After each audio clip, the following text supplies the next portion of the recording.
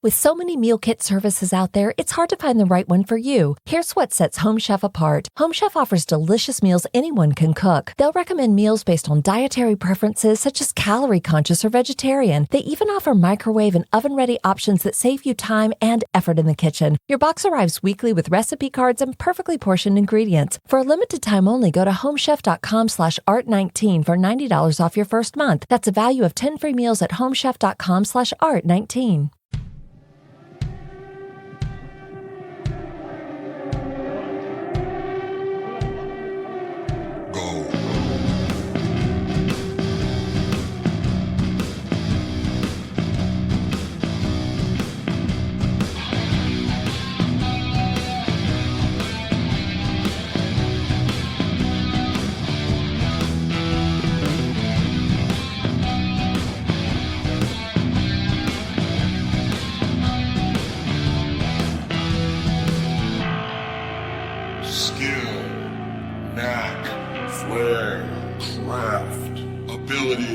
Aptitude, expertise, genius, gift. I'm the fucking talent. Hey, what's happening, Mike Schmidt, 40-Year-Old Boy Podcast? How are you? Good? It's me. I'm back. I'm live. I'm large. I'm in charge. Well, I'm large anyway. I'm certainly not in charge of much or anything. I'm not in charge of myself. If I was, you know what? I wouldn't be so goddamn large. That's correct. It's me. It's the podcast that since 2021 has started your week. It's the Monday podcast that starts your week annually since 2021. I hope you're good. Are you fine? Did you watch the Super Bowl? Did you have a good time with football? Did you watch commercials and eat food? Did you hang out with people? Did you wear masks? Did you pet dogs? Were you watching the Puppy Bowl? Did you watch the puppies smash into one another and give each other brain damage? See that, puppies, that's the thing. They're already starting from a basic brain damage equation, right? Don't they have nothing going on upstairs? Puppies they're not smart. Like dogs are dumb. Cats are smart and dogs are dumb. Is that correct? And fish are geniuses. No dolphins, only dolphins. And dolphins aren't fish. They're mammals. Did you know that? Yeah, and I'll tell you this. If you stick your dick in their blowhole, it chomps it off. Yeah, that's right. You just go ahead and try to go out there and say, I'm going to fuck a smart fish. And then they're going to because first of all, they're going to go, fuck you, I'm not a fish, I'm a mammal. And then second of all, you're going to get in there and chomp, the fucking hole closes up right on you there, buddy. And then they open their mouth and they go, ew, ew, and they got your dick on their tongue. They're laughing at you. They spit it out and it gets eaten by eels. That's it. That's how the eels and dolphins team up against humans. Dolphins wind up letting you fuck their blowhole just enough to snap it off. And then they go, yeah. I can't do a dolphin. It's too slow. Dolphins are faster than that. See, you know what I sound like? Oh, I sound like a dolphin with a learning disability. Perhaps, you know what? I was in the dolphin bowl. Maybe I got brain damage from smashing my head into one of like the puppies in the puppy bowl. They had the dolphin bowl, and I was smashing my dolphin head into everybody. And I don't get to chomp off enough cocks with my blowhole. So now I'm like,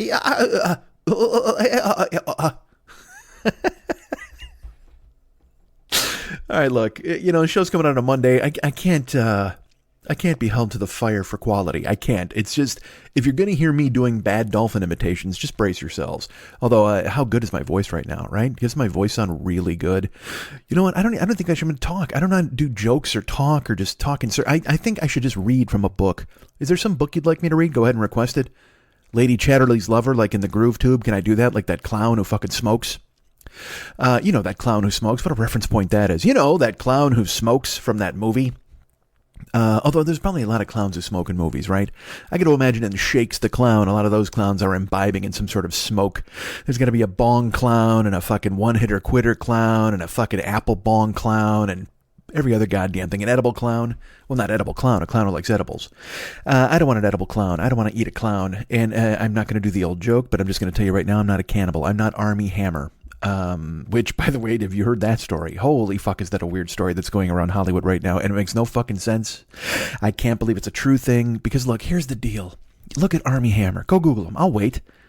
He played, well, I'll tell you who he is. He played the Winklevoss twins in fucking The Social Network, okay? And then I think he fucked a peach in Call Me By My Name with your friend Timothy Chalamet. That's right, he's your friend. I believe something like that, or he jerked off on a peach or something. I don't know. Look, if Armie Hammer was going to do anything, he should stick his dick in a fucking dolphin's blowhole. And also, he's one of the rich dudes who could pull that off. See, I should go ahead and say this. If you're poor and you fuck a dolphin's blowhole, then, of course, it snaps off your cock and then it laughs at you.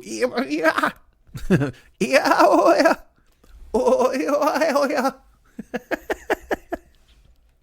That sounds like a Native American in a rain dance who accidentally gets run over by or steps in a bear trap. That's right. Not even run over by a steamroller, but that's probably never going to happen. Can we be honest with ourselves?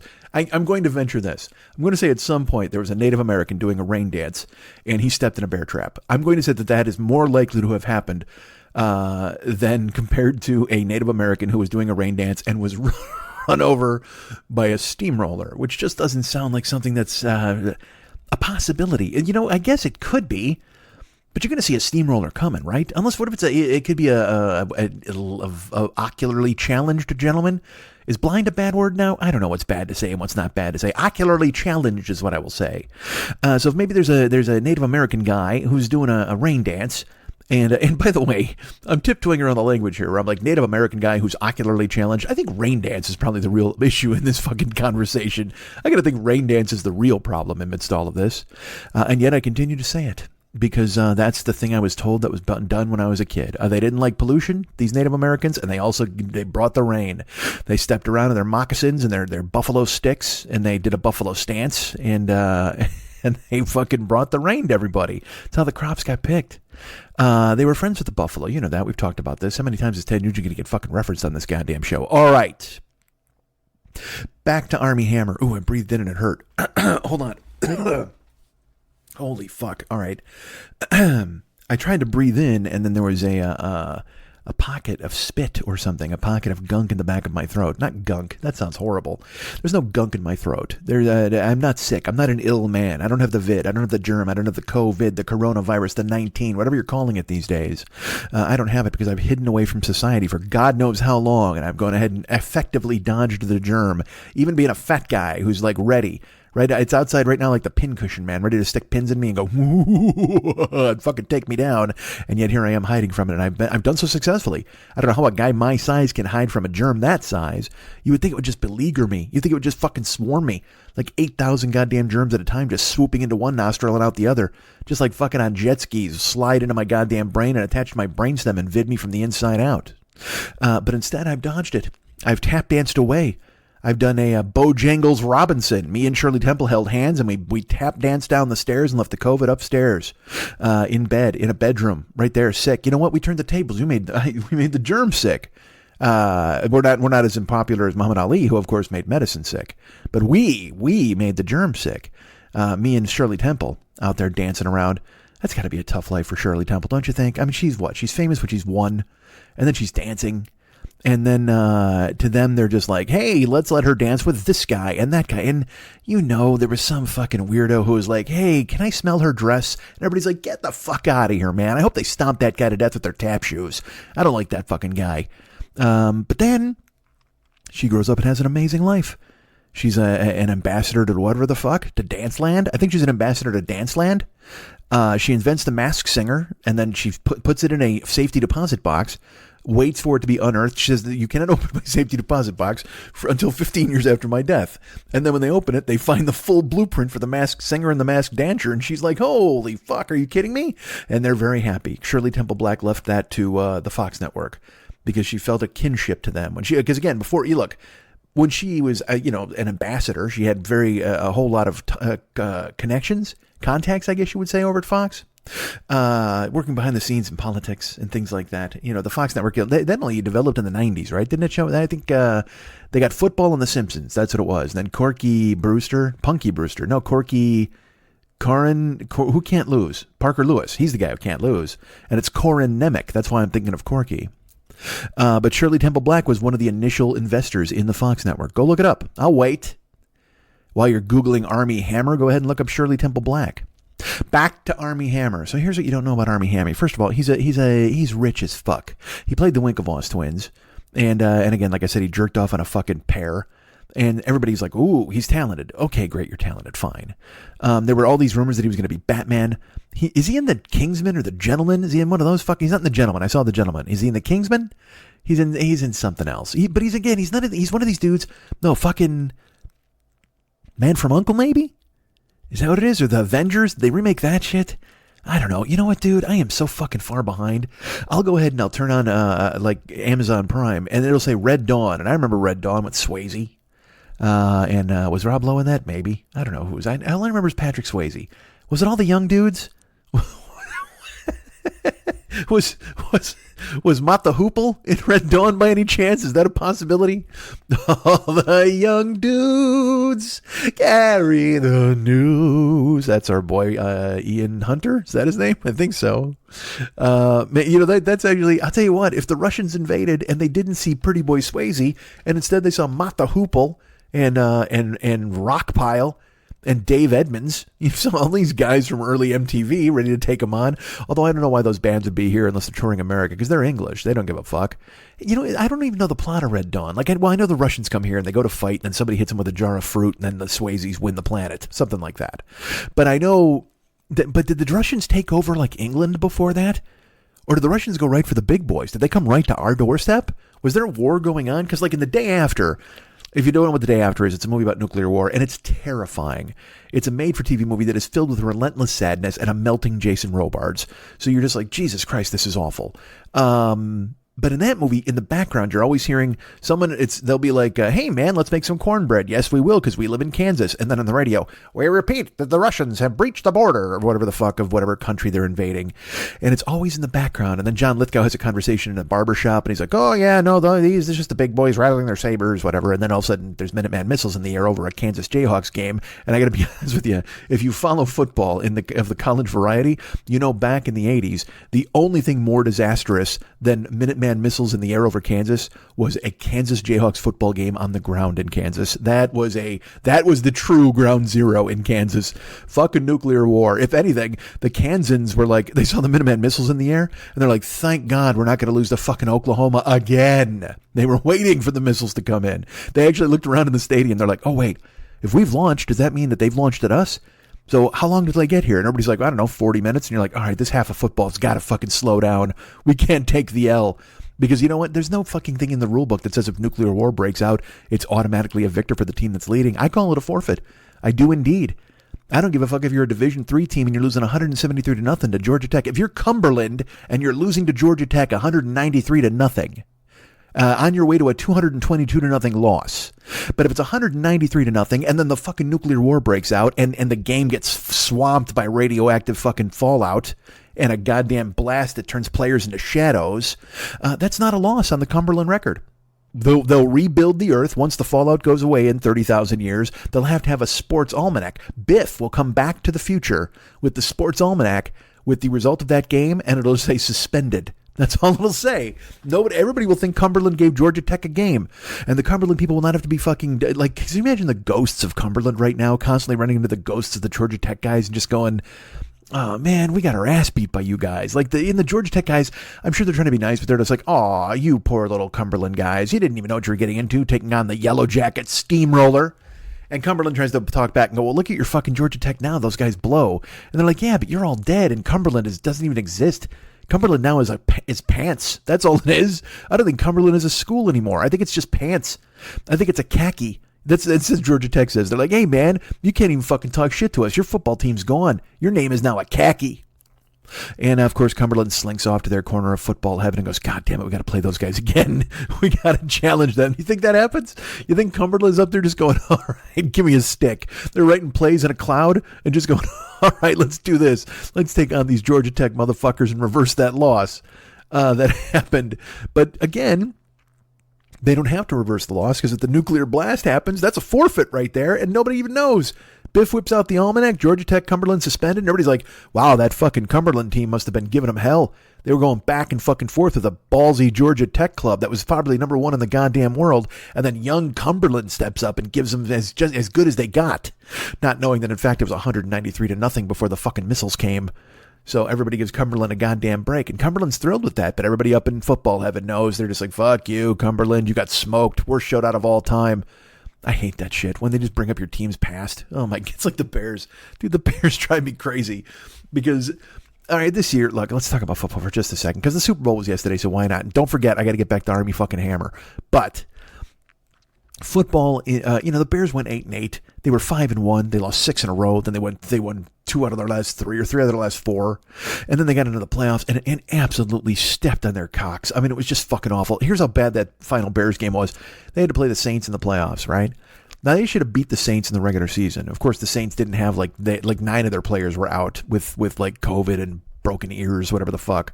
Drew Brees wasn't playing. I don't think Alvin Kamara played. It was just a fucking mess. It was the shadow of the New Orleans Saints team. The Bears should have fucking won that game.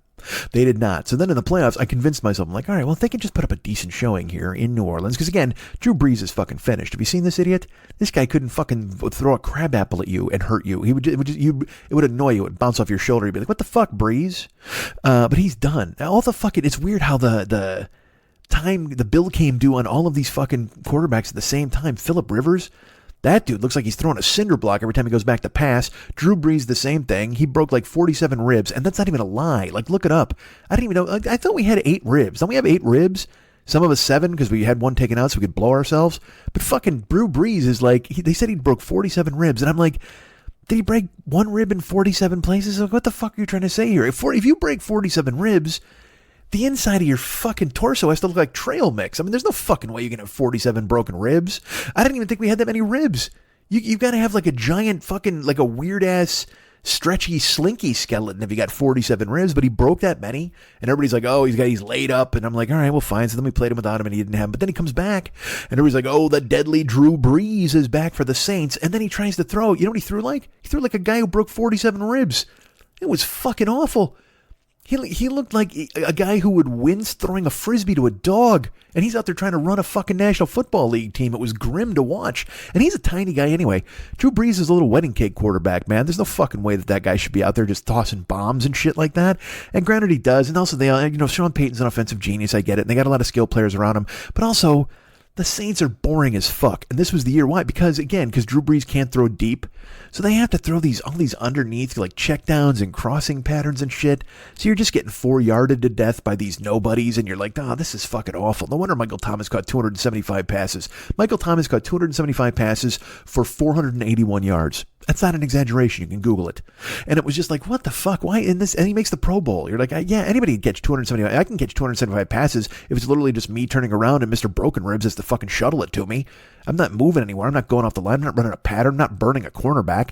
I'm just going ahead and trying to shake loose and do what I can to fucking get a fucking throw within 5 feet of the quarterback who can't he couldn't roll it to me as hard as he can toss it. Terrible.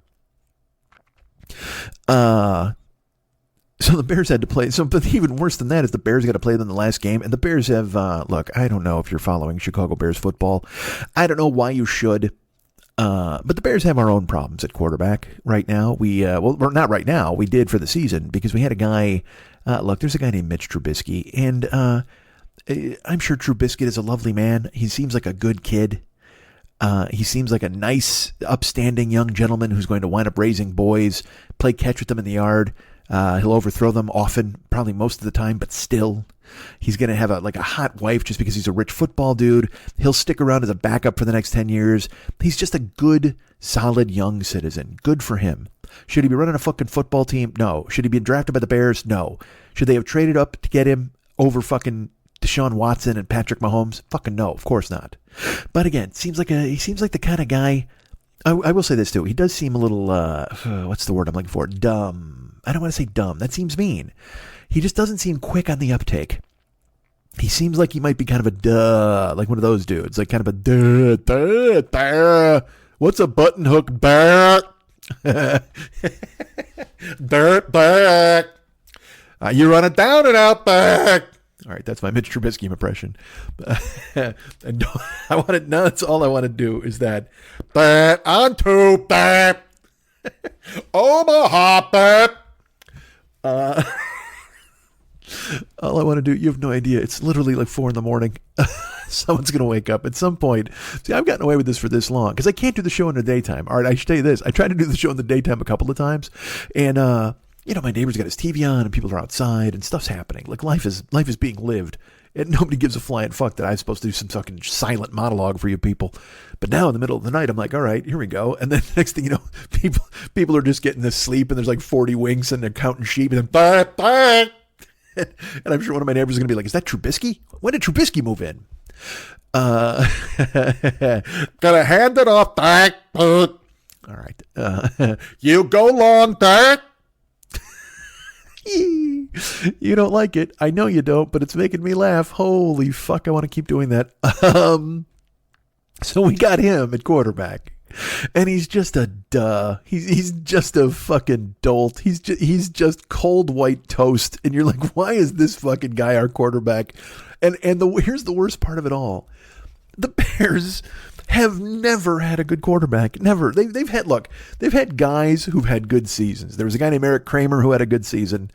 Jay Cutler did have a couple of good seasons. People are mad at him because he didn't care and he acted like a dick to everybody. And yeah, that's a shitheel move. But also, man, he's a young fucking multimillionaire. The guy's making like $28 million a year. Why wouldn't he be a cunt to everybody he met? I wish there was a way that again, Trubisky, again, he's making a lot of money and he's nice to everybody, but he has no swagger because he knows he blows. Because here's the thing, Jay Cutler swaggered into town with a gun belt on and a bandolero and a couple of fucking hard-hitting pistols because that guy had a cannon arm. Trubisky comes to town. You know what he's got in his holsters? Finger guns. Pew, pew, pew, pew, pew. Burp. And it's upsetting. It's, as a fan, it's just depressing because the Bears in my lifetime have never gotten the quarterback position right. Now, look, when they traded for Jay Cutler, I was thrilled. I thought it was the big turnaround. I'm like, here we go. Here come the goddamn Bears. Let's fucking do it. Big trade. It was awesome. And then they've got Adam Gase in there and he's doing the job. But then they trade Greg Olsen his second year because Mike Martz can't work with a tight end. What a fucking drag. Anyway, I like Jay Cutler. I liked Jim McMahon. I didn't enjoy the fact that he was literally made out of glass, and that's that dude he had a lacerated kidney once. He got hit in the game against the Raiders, and he lacerated his kidney. I mean that's worse than 47 broken ribs, right? Don't you think? But I mean, that's the thing. He would always find some new way to get injured. Like the Packers, he made the Packers mad one time, and then they had a hit list on him, and they grabbed him, and they drove him throwing shoulder first into the turf, which basically cost us a second Super Bowl because he had to sit out, and then fucking Ditka went out and got Flutie. He turned over 2 rocks, and he found like 2 caterpillars, a spider, and Flutie, and he gave Flutie the fucking job. You should have signed the spider, Ditka, you fuck. God damn it. Flutie was a fucking mess. I think Steve Fuller was the real backup, and then for some reason they lost faith in Fuller after McMahon was out. Then they give Flutie the job, and the team hates Flutie to this day. That's the best part. You know, in that town, if you're in the 85 Bears, this will sound weird, but it's totally true. Any place of business in the city of Chicago, if you were on the 85 Bears, they are required to give you a hand job by law. It was signed in by Mayor Harold Washington. That's not an exaggeration. It's totally true. And so if you're a member of the Chicago Bears from the 1985 team and you walk into any fucking place of business, I don't give a fuck if it's a bar. I don't give a fuck if it's a place that's selling sweaters. I don't care if it's a restaurant, whatever. You are legally obligated to get a hand job from somebody who works there. And I know you're thinking to yourself, well, fuck, who's that lucky or unlucky person? Every business in the city of Chicago, since Harold Washington signed this into law, is forced to employ one person who is on call to give hand jobs to the 85 Bears just in case they show up. And I know you're thinking, well, fuck, that seems like a weird thing. No, bullshit. It helps the economy.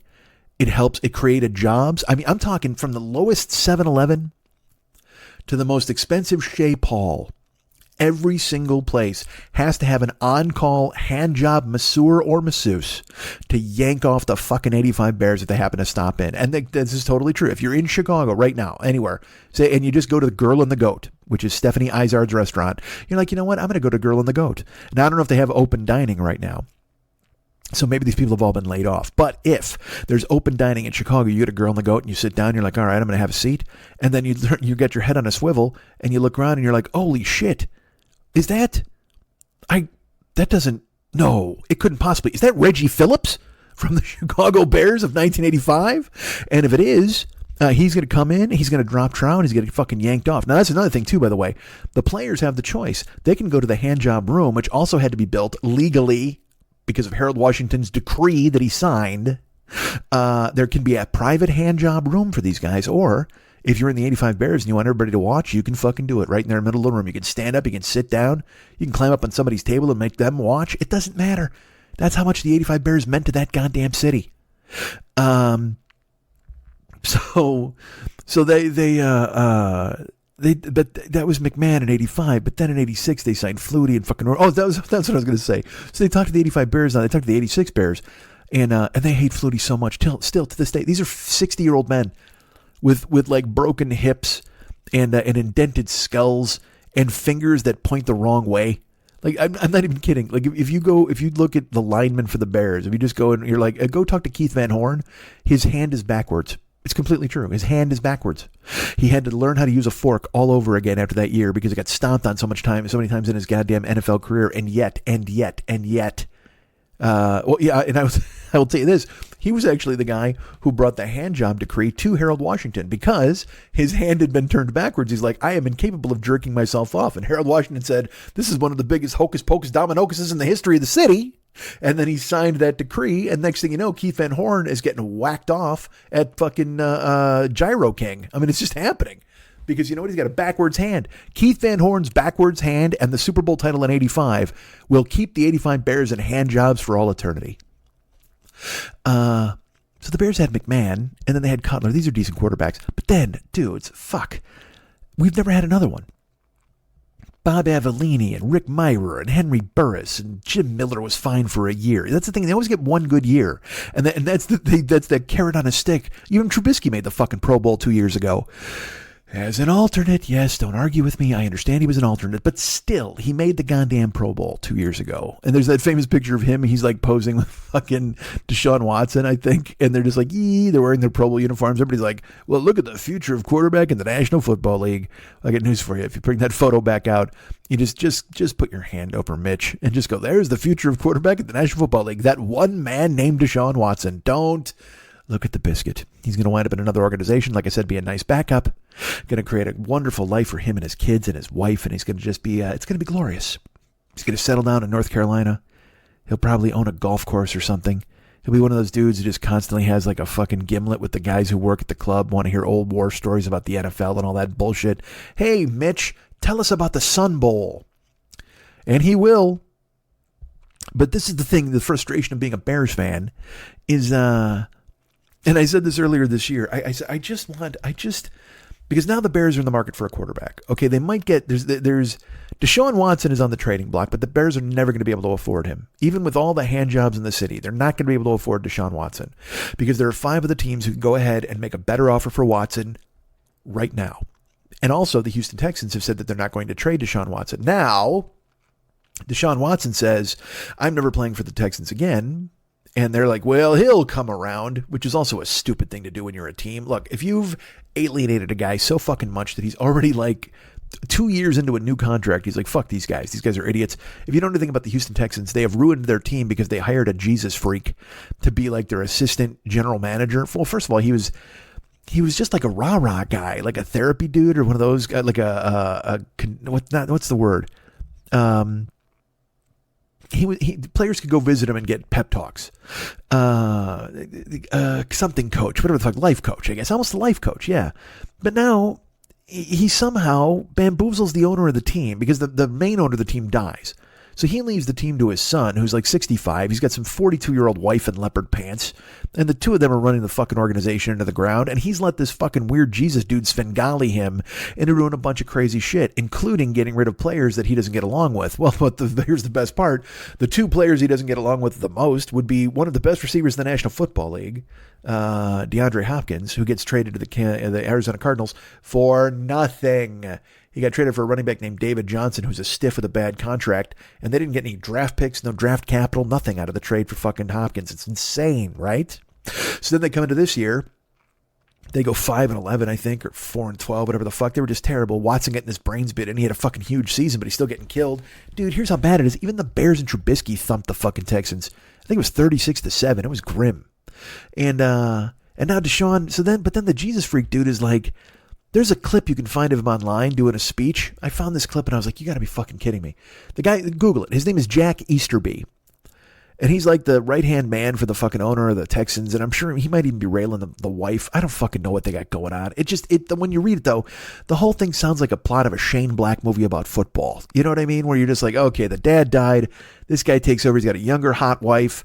And then this fucking Jesus freak shows up, and he sort of likes Jesus, but at the same time, he's conniving, and he's Machiavellian, and he's trying to get all these people out the door so he can kind of cement his foothold in the goddamn organization. He almost got fired, but then he fucking saved his gig. And then they assured that Deshaun Watson that they would go ahead and listen to his input on the new coach. Then they hired a new GM and a coach without even asking him. Look, man. It's all just fucking weird-ass Julius Caesar et tu, Brute, knives in the goddamn side, Ides of March bullshit. We get it. But this dude, Jack Easterby, is, there's a clip, you gotta find it, where he's giving a fucking seminar or something. And he's talking about the different kinds of fans. He's like, I've done a lot of traveling in my time. And I go around. I thought he was from Boston, but he has like kind of a country accent in this thing. And he's going, I did a lot of traveling. I go to, go see the West Coast fans. And they're all like, hey, dude, no problem, dude. Like, I can't even do it justice because I cannot. Here's the thing.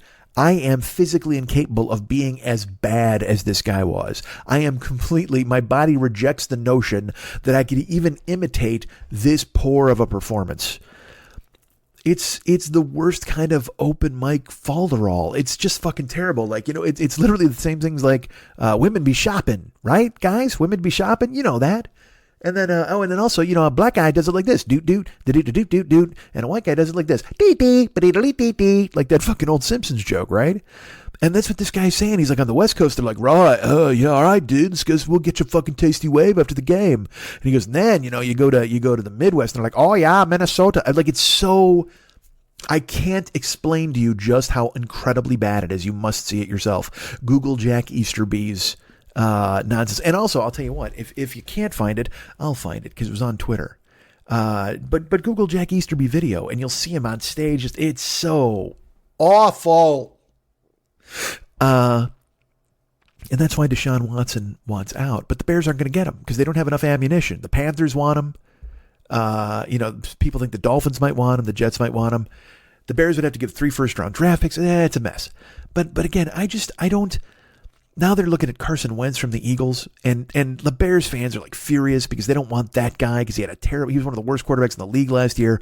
But the Bears still think he's a generational talent and that they can fix him. And his quarterback coach, who used to work with him before on his best season, works in Chicago now. And I don't fucking know. All I know is I just want a quarterback. I just want, before I die, because that's another thing too, is all these Bears fans now are like, you know what, they should fire the coach and the GM and they should go ahead and just fucking rebuild for 5 years. Got to recommission the whole fucking organization and reposition everybody to do whatever. And I'm like, no, you don't understand.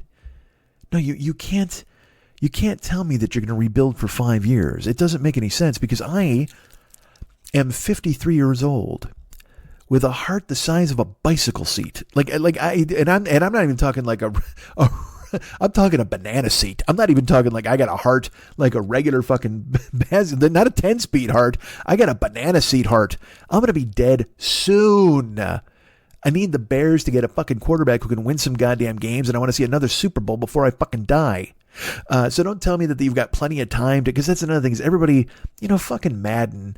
Fantasy was bad enough, but Madden also ruined fucking football for everybody because they all think they can analyze and scout now. And they all like, we don't want that guy because he's terrible. But, if you just package this dude and you run a 4-3 and you shut up. All you fucking wannabe fucking coaches and every other goddamn thing, just fucking stand down.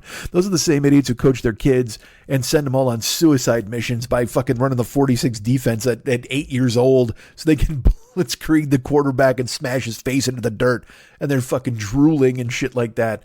Man, I can't. Because every time I watch a Bears game, here's what I just want a quarterback because I don't want to watch another Chicago Bears football game where they show me a black and white clip of Sid Luckman tossing the ball around, literally throwing the ball around in black and white, and that stupid, like I can't even explain to you that it looks like it's sped up the film because the guy grabs it and he just throws the ball back, and it's just that old timey photography. It's so bad because literally this is the last time the Bears had a good quarterback. Sid Luckman's the last one.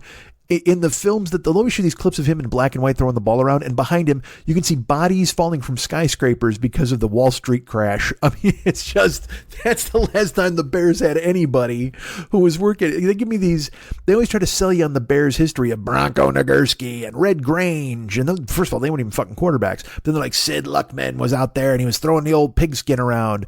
And here's the thing, back then it was literally a pig. They called it a pigskin because it was an actual piglet. They played with a greased piglet. Games were held in the backyards of farms. Everybody wore a straw hat. There were no helmets. That's when the Bears had a quarterback. Sid Luckman, who's now the fucking guy who's in the Hall of Fame, and he's the shadow. He's the shadow that looms over the quarterback position in Chicago, because every time it's become this running joke now. Like I understand what Cleveland Browns fans have gone through because they've never won a Super Bowl. They were bad. Art Modell moved the team. Then they lost their team. But then when they came back, they got all new Browns. And then they drafted Tim Couch. And then they looked like they had hope, but then they didn't. They've just sucked. The Detroit Lions have just sucked. And you always look at those teams with this kind of patina of pity in your eyes. Like, man, the fans for those teams, they got to be so fucking bummed. But as a Bears fan, I'm pretty fucking bummed. They've made the playoffs like 4 times in the last 20 years. Last made the Super Bowl in 2006. I believe it was January 2007 they played. And I was on Never Not Funny at the time. I almost went to the fucking game, which I can't believe I didn't go because Prince would have been the halftime show. And how the fuck did I not go to that goddamn thing? Oh, wait, because it was $5,000. But still, I had it at the time. If I could go back, if I could biff it, go with the Sports Almanac. Here's the thing. I promise you, Jesus, if you can somehow spirit me back to that time, if you can send me back to that time, just, it doesn't even have to be for fucking, forever and then start over from that point in my life. Although I wouldn't mind that either. But if you want to send me back there just so I'll spend the $5,000 that I had and I'll go watch the Bears. Even if they lose, I just want to see Prince at the halftime show. How amazing would that be? Because to this day, they still talk about the halftime show about Prince. They're like, oh my God, it was the greatest halftime show of all time. Because I did go to a Super Bowl. I went to a Super Bowl in 1998. I think it was the 1998 Super Bowl. It was supposed to be the Minnesota Vikings against the Denver Broncos, and it would have been the Randall Cunningham, Randy Moss, fucking Chris Carter, goddamn Robert Smith offense dominating. And it would have been against Elway's Broncos going for the back-to-back. But instead, Gary Anderson missed a field goal, and then the fucking Dirty Bird Falcons won, and then they went and they got their ass beat by the fucking Broncos when I was there. Now, again, I loved going to Miami. I certainly loved talking to David Boomer Wells and seeing all these famous people like Tom Arnold in my hotel and all these other people. It was a great time. I had a good time in Miami, and I loved the game. But also, it was the game I did not expect. But also, here's the thing. I will say this. When I went to the fucking game, it was the year before MTV took over the halftime show. So who did I get? Well, I got Miami Sound Machine. Gloria Estefan and the Miami Sound Machine were, and look, they asked us all to shake our body and do that conga. I did reluctantly, but I did it anyway. You're at the Super Bowl. What are you going to do? Not shake your body and do that conga? Are you just going to sit in the chair like a fuddy-duddy? Everybody's going to look at you. Hey, come on. They want you to shake your body and do that conga. Yeah, and I'm going to I can't. I couldn't possibly. And they're like, listen, we know you can't control yourself any longer. And I'd be like, all right. And then I did. I stood up and I shook my body, baby, did that conga. I had to. They were commanding it. And as referenced, I couldn't control myself any longer. So I had to do it. But at the beginning, I was like, no, I can't. And then the next year, I think that was the Aerosmith and Britney Spears year, where they were all like running around like lunatics, and MTV didn't know what the fuck they were doing, but they just put these idiots on the field and let them go off. Now imagine that show. See, that's a show you want to see. And since then we've had like fucking who we had? Springsteen. We had everybody. Prince. But Prince is the only one that matters. Although the U2 one in 2001 was a big deal because they showed all the names of the people who died at 9/11. Which is, I gotta be honest, that's a bummer. When you're watching the Super Bowl, you're just like, this is an awesome game. Is there any more of that crab dip? Hold on a second. I gotta see Jamie's cousin's name on the gigantic handkerchief behind you too. Remember, he was working in Tower 2 when it fell. Oh, great. Well, I was really hoping to have more buffalo wings. Is anybody gonna go ahead and prepare? Shh, it's coming up. Okay. Let's just ponder all about Jamie's cousin. And then, of course, the names there, and it's somber, and then they got to come up with the second half of football. Terrible. But I'll tell you, they should have done that because this year, they had The Weeknd. He was the halftime guy. Now let's do this. I will tell you that on social media, certainly, of course, because this is all social media does. They all get out the fucking ice picks and the long knives, and they stab and stab with their steely knives till they think they just can't kill the beast, but they will not stop stabbing. Because if they will tell you how much they hate everything. Now look, I'm I guess guilty of the same thing. Being a comedian person, I did tweet all through the game yesterday, and I had a good time doing it, or earlier today since it's fucking 4:00. But everybody else, they're dunking, they're doing whatever. Well, The Weeknd does his halftime show, and I watched it, and you know what? Here's what I thought about it. You want to know what I thought about it? You probably don't, but I don't care. This is my fucking show, and I'm the one talking. I got the microphone, right? I thought it was fine. Did I like it? That's a strong word. Did I love it? Absolutely not. Was it okay? Yes. Was it safe, incredibly fucking safe? Yes, it was. I tweeted during it that I like his songs. I do like The Weeknd songs, and I think he's a very talented singer. But this was just a gigantic stage, and it swallowed him up. It was just it needed more. You needed one or two more stars. I mean, even last year, like it was J-Lo and Shakira.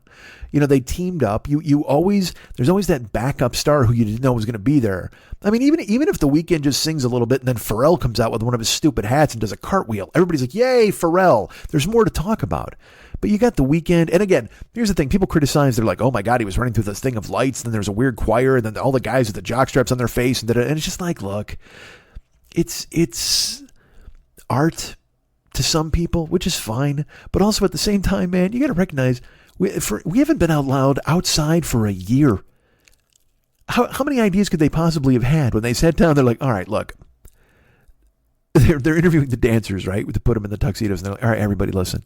There is it's a small chance, but there is a chance. We got to tell you right now, there is a chance you may die as a result of this performance. Does anybody here want to raise their hand and leave? Yes, you in the back. Well, is there a way like we could wear some masks or something? Well, yes, but the masks don't really fit with our aesthetic. What if they were fashionable masks? Hold on a second. Let me get Wardrobe on the phone.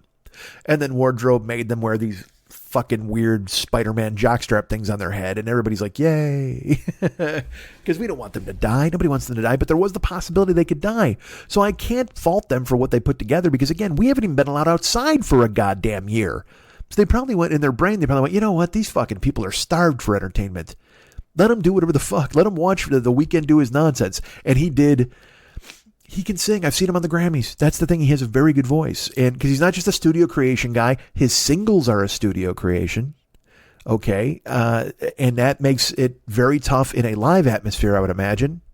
But also in a gigantic cavernous stadium like that. And also there's not a lot of people in the stadium cheering or yelling, so there's nothing to feed off of. There's nobody going crazy. It was just a listless, even the game itself was a listless, lifeless performance by the Chiefs. Certainly Tampa Bay came out and beat their fucking ass, but I mean, it was one of those Super Bowls you want to forget. It reminded me of the Super Bowls, like I said, of the late 80s and the early 90s when Buffalo was getting killed 42-17 and 52-24 and all that kind of bullshit. They were just getting hammered. The Niners hung like 50 on Denver. You know what I mean? Those games were awful. And this was what yesterday's game felt like. It was just terrible. The Chiefs were terrible and just kind of sleepwalking through the whole thing. Mahomes looked hurt. And Tampa Bay had a fucking fantastic game plan. They disguised their coverages, and their defense beat the shit out of them. And then, the fucking cyborg threw 3 touchdown passes. Look, I'm wrong. Because everybody asked me what I thought of the game, and I said I liked the under more than anything, which I was right. But I said I like Kansas City laying the points, and I said because Brady is good to give the ball up twice. He will absolutely turn the ball over at least 2 times. I said Tampa Bay's a really good team with a lot of weapons. Tom Brady's actually the weak link on this team. I said because there's Gronk, Cameron Brate, there's fucking Evans, there's Godwin, there's Scotty Miller, there's Antonio Brown, there's Fournette and Jones in the backfield. Like they have 8 solid offensive weapons. And if they didn't turn the ball over, which Brady tried to give the game away against the Packers, he turned the ball over 3 times in the fucking second half. He was awful. And I was like, that's the guy who's going to show up in the fucking Super Bowl because the fucking Chiefs are going to blitz the shit out of him. But they couldn't get home. And then when they did take the ball off, they called a fucking ticky-tack interference call. And look, I'm not blaming the refs because the Chiefs were awful all day. Because the score should have been worse. It was 31-9 and they got stuffed on the 1. You know what I mean? So it should have been 38-9. And not 31, and to hold the Chiefs without a goddamn touchdown, it was a massacre. It was a beatdown, and boring as hell. Like it was this game that was just kind of over, and you're watching it and going, all right, so they're not going to come back. Because last year, the Niners and Chiefs, the Chiefs scored, I think, 3 touchdowns in the fourth quarter. Because again, they had trouble getting out of the fence, the gate against a fucking, getting out of the gate against a good defense. Tampa Bay had a really good defense, but I watched earlier in the season, I watched Pat Mahomes throw for 350 yards in the first half against that fucking team. I watched Tyreek Hill go bananas against that fucking team in the same stadium. And so I was like, well, look. And also last year, I saw the fucking Kansas City Chiefs down 24-0 at home in the playoffs against the aforementioned Houston Texans and their fucking Jesus Roadshow in the front office. And Kansas City came back and hung 50 on the Texans. I was like, well, this is just who they are. They're that machine team that you can fucking get them down, but you'll never be able to kill them, and they'll just come back. They're like fucking Jason. You can stab them and stab them and stab them, and at the end of it, they're still going to bury a machete in your fucking head. Well, didn't happen yesterday. Yesterday was the fucking the ridiculous Tampa Bay defense just smoked them out. It was great. It was fun to watch, them shut a team down, but it wasn't fun to watch because, and again, look, I didn't have a favorite, but I don't want Brady to win. I just don't. Brady and Gronk and Antonio Brown. Antonio Brown's like a fucking wife abuser. Brady's a fucking MAGA robot. Fucking Gronk is just a weirdo. It's just, I tweeted, I said it was like they just had all the unlikable dudes on offense. I said it's just literally just full of unlikable dudes. I said it's like the football version of Con Air. I mean, just nobody to fucking root for on that whole offense. But they got the job done. And, so you know what? That was another thing I was going to say about the Weeknd. Fuck. The Weeknd's out there and he's singing and he's dancing, he's doing whatever. And he just didn't carry the moment. They needed another star there. They needed somebody else to come out and do a guest verse or something. And also, it was so odd that the way I said to my brother, I said, look, I like The Weeknd. He's talented, but this seems like Michael Jackson bought Willy Wonka's chocolate factory. That was the whole vibe of that show. All the costumed idiots running around, and then that weird hallway of lights. It was strange. Did I think it was bad? No. Did I think it was good? No. Did I think it just happened? Yes. Do I think most of these halftime shows happened? Yes. And next year, they got to really think about it, because also I will say this, everybody my age hated it. I went online and it got to be 85, 90% of the people that I know that I went to school with that are over 50, they don't get it. He's not funny. We need a band. This isn't music. He's not talented, whatever the fuck, even Max hates that they lip sync. But they're singing in a spaceship. I mean, they can't hear themselves and they're running around, they're dancing and they're jumping around doing fucking split kicks and that's the nature of the beast. To make sure that the vocal remains constant, they have to sing to a track. As a musician, David hates it. And I guess I can see that, but I still, I think people are, again, we've talked about this a billion times. Old people have ruined the earth. And when they say stuff like, The Weeknd sucks, he sucks, rap sucks, this sucks. It's like, no, you look, man, there's all sorts of shitty music, all sorts of shitty entertainment. There's all sorts of shitty media that you can consume. It's out there. Trust me. I know. We've all seen it. It's fucking terrible. But goddamn, you can't say that The Weeknd sucks. I mean, he has great songs. He really does. I don't know if he writes his songs, or if he's got a production team, or I don't have a fucking clue. All I know is I think he has a really good voice, but he just did not. He was not able to carry the moment yesterday. They needed somebody else out there because he's not a big enough name or a dynamic enough performer, because he's basically all voice. He's not a dancer. He's not a showman. He's not Bruno Mars. Bruno Mars tore the house down a couple of years ago. So I was thinking about it, and I don't want to be the weird guy who's, because everybody's like, all my friends are like, they should have Metallica do it. I'm like, okay, yeah, that's what they should do. That's a way to alienate half the viewership by having fucking Metallica. And everybody's like, well, they alienated it already by having these guys. It's like, they're not.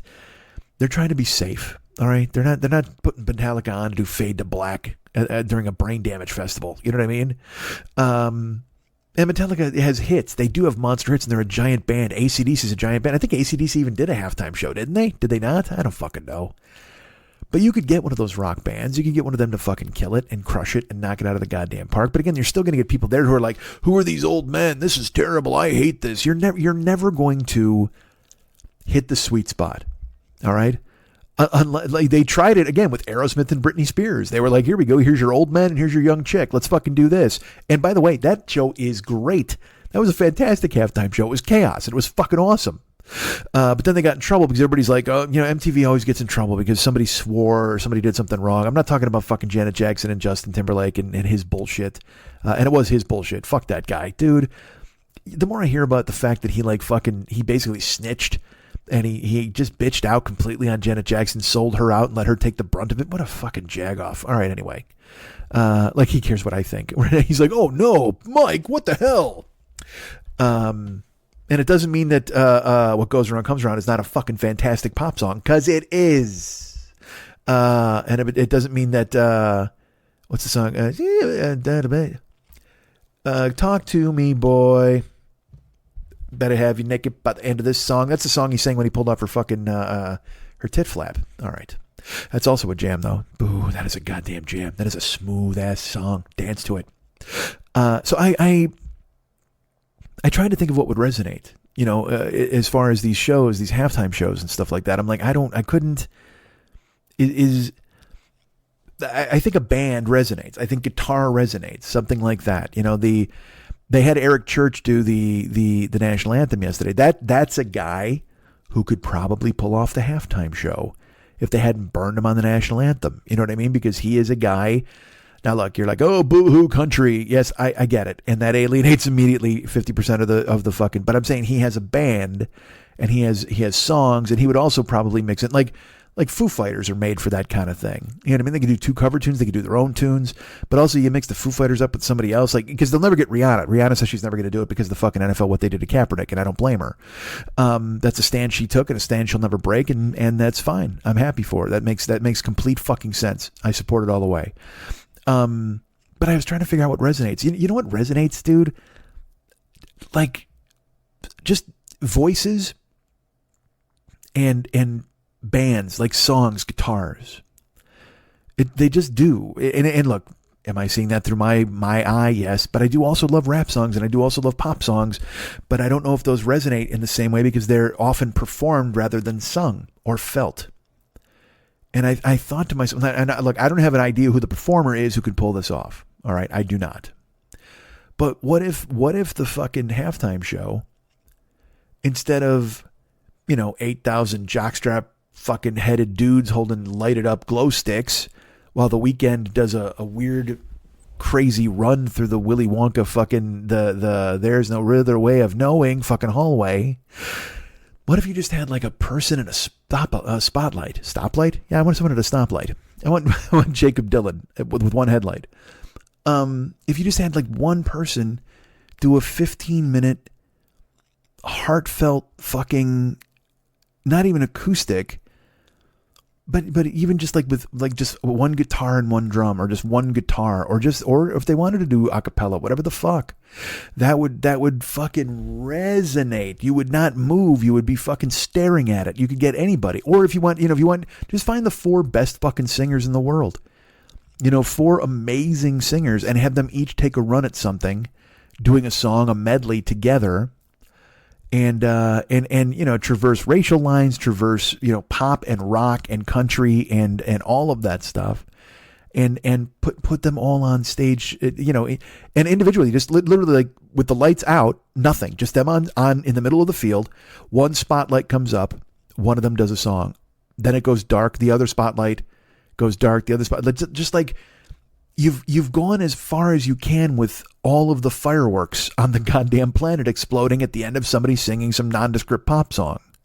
You need to do something that brings it back to, again, you think of Prince, everybody was mesmerized by what he did. That fucking imagery of the goddamn curtain with him with the guitar and the shadow, and just like, holy God, dude.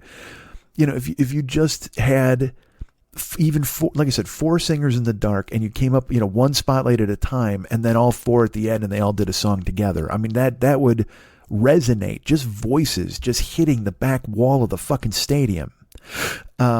Because again, you can't pick a rock band because you're not going to alienate. And first of all, nobody's getting alienated. If you don't like what you're watching, go get a fucking sandwich. There's enough food on the goddamn table that you don't have to sit there and go, I hate this band. This stinks. This all stinks. But because, of course, we all have thumbs and phones now, everybody gets to jump in and go, ha ha, here's what I think. Guess what I thought about music yesterday, or in the moment, or what's happening right now. Because again, today, like I'm watching it, and I almost typed, man, I miss Left Shark. If you remember Left Shark from Katy Perry, whatever the fuck, like 7 years ago. Because we all have, that's my instinct. Like, and because there are people who do that every day, all day, which is exhausting. Like I did a ton of social media stuff yesterday. And by a ton, I wrote 10 jokes, maybe 10. And you're writing, because here's the thing, you're writing them in the moment, man. And then you're sending them out the goddamn door. And I know there are people who make it look easy and all. Yes, they're probably, I shouldn't tell you it's hard to write 10 jokes. It's not hard to write 10 jokes, but you want them to be good jokes. Like, I'm mad. One of the jokes I wrote about Jason Alexander, I bitched the fucking wording on it. I'm so mad. Because Jason Alexander in this, all right, like, here you go. Let's learn about comedy writing with Mike, shall we? I think we should. Jason Alexander did a commercial, and in the commercial, he was whatever. There was a kid with a hoodie with his face on it. And the hoodie kept making faces. And then at the end of it, as the kid is crossing the street, he's got the hoodie on, and Jason Alexander stops and hits the brakes and says, "Hey, you're wearing my face." And the kid's just like, "Oh yeah, my mom says I'm sorry." He goes, "Yes, that's my face. You can't just wear my face." Well, that's fine. That's supposedly the out joke, and it's the crux of the entire ad, except for the fact that Jason Alexander has apparently had, I don't know, anywhere between 7 and 15 facial surgeries where he's got Botox. You know what he looks like? This is exactly what Jason Alexander looked like. If Mr. Potato Head was not a potato, he was a cue ball. That's what Jason Alexander looked like. It just looked like a cue ball that somebody had stuck features on. It's completely smooth. He's had a lift, he's had a tuck, he's had Botox, whatever the fuck. But what the thing it didn't look like was it didn't look like Jason Alexander. So when he's in the car and he's going, you can't just wear my face. That's not my face. You can't just wear my face. The joke in my head was, man, in this commercial, Jason Alexander isn't even wearing Jason Alexander's face. And I was like, I grabbed the phone and I was typing it out, and somewhere between my head and the phone, I turned it into, in that commercial, even Jason Alexander didn't have Jason Alexander's face. So I said didn't have instead of wasn't wearing. Does the joke still work? Yes. Is it 10% less funny? Yes. Is it not perfect? Yes. If you say Jason Alexander wasn't even wearing Jason Alexander's face, then it's perfect. It's perfect wording and it's done. And that's how I thought it in my head. But then in the 10 seconds it took me to grab my phone, pull up fucking Twitter, hit the thing, and go to type it all in, I lost wasn't wearing and turned it into didn't have, and I'm furious. And it got likes on there, and then I put it on Facebook, got likes on there, and that's fine. But it was enough it pissed me off, because I don't want to fuck up a joke. I like to be surgical with my words. And don't listen to the beginning of the show, because you'll be like, oh, really? You're doing meatball surgery at this fucking point, dude. I know. I get it. Look, I'm talking about when I would write jokes. On this show, it's just forget it. As I've mentioned before, it's a Gatling gun. I can have a scalpel on stage, but here I've literally just got a fucking one of those guns. I'm just fucking firing. If I hit the target half the goddamn time, let's all be happy about it. All right. Again, I'm the show that starts off your week. Don't you want to start off your week in a good mood? Then you want to go ahead and listen to me on Monday mornings. Hi, it's Mike in the morning. It was wild to watch the halftime show and try to make jokes, but I don't know how they fix it. I don't know how you find a band or a singer or a group of singers. I have my opinions. Like I said, you get 4 singers from very distinct, from a very country singer, you get a very rock singer, you get a very R&B singer, and then you can even have a rap duo or something, and they could do a verse, whatever. You got to do something. You gotta, because again, there are no more fireworks left. There are no more fireworks left in the world for you to explode at the Super Bowl. You got to go with just spotlights and silence and chills.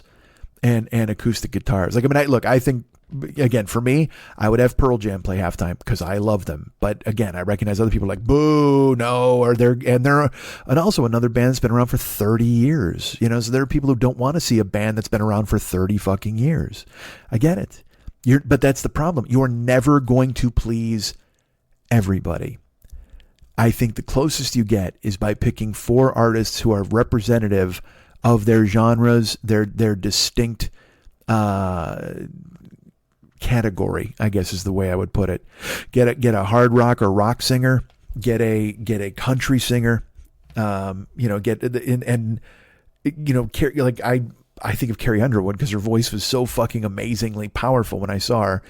I mean, look, everybody's gonna be like, "Well, get Sturgill Simpson, man." Well, you still got to have star power, all right? So if you can get what am I booking the fucking thing now? Nobody wants to hear me book the goddamn thing. Again, you've heard my thoughts. That's it. Hold on, Jesus. I gotta drink something. My tongue's gonna fall on my fucking head. Yeah, it's a weird fucking time. So, because of Army Hammer, I was talking about that. Fuck. See, I got back to it. Right? My brain was like, go back to Army Hammer. If you don't know about Army Hammer, like I said, he was the Winklevoss twins. He's an actor. And also, he's a dude that I looked at. I have to admit, I looked at him and I was like, Jesus Christ, I am so jealous of this fucking dude. I wish I wasn't, but I mean, he's like 6'5". He's a good-looking guy in what I guess would be the classic sense.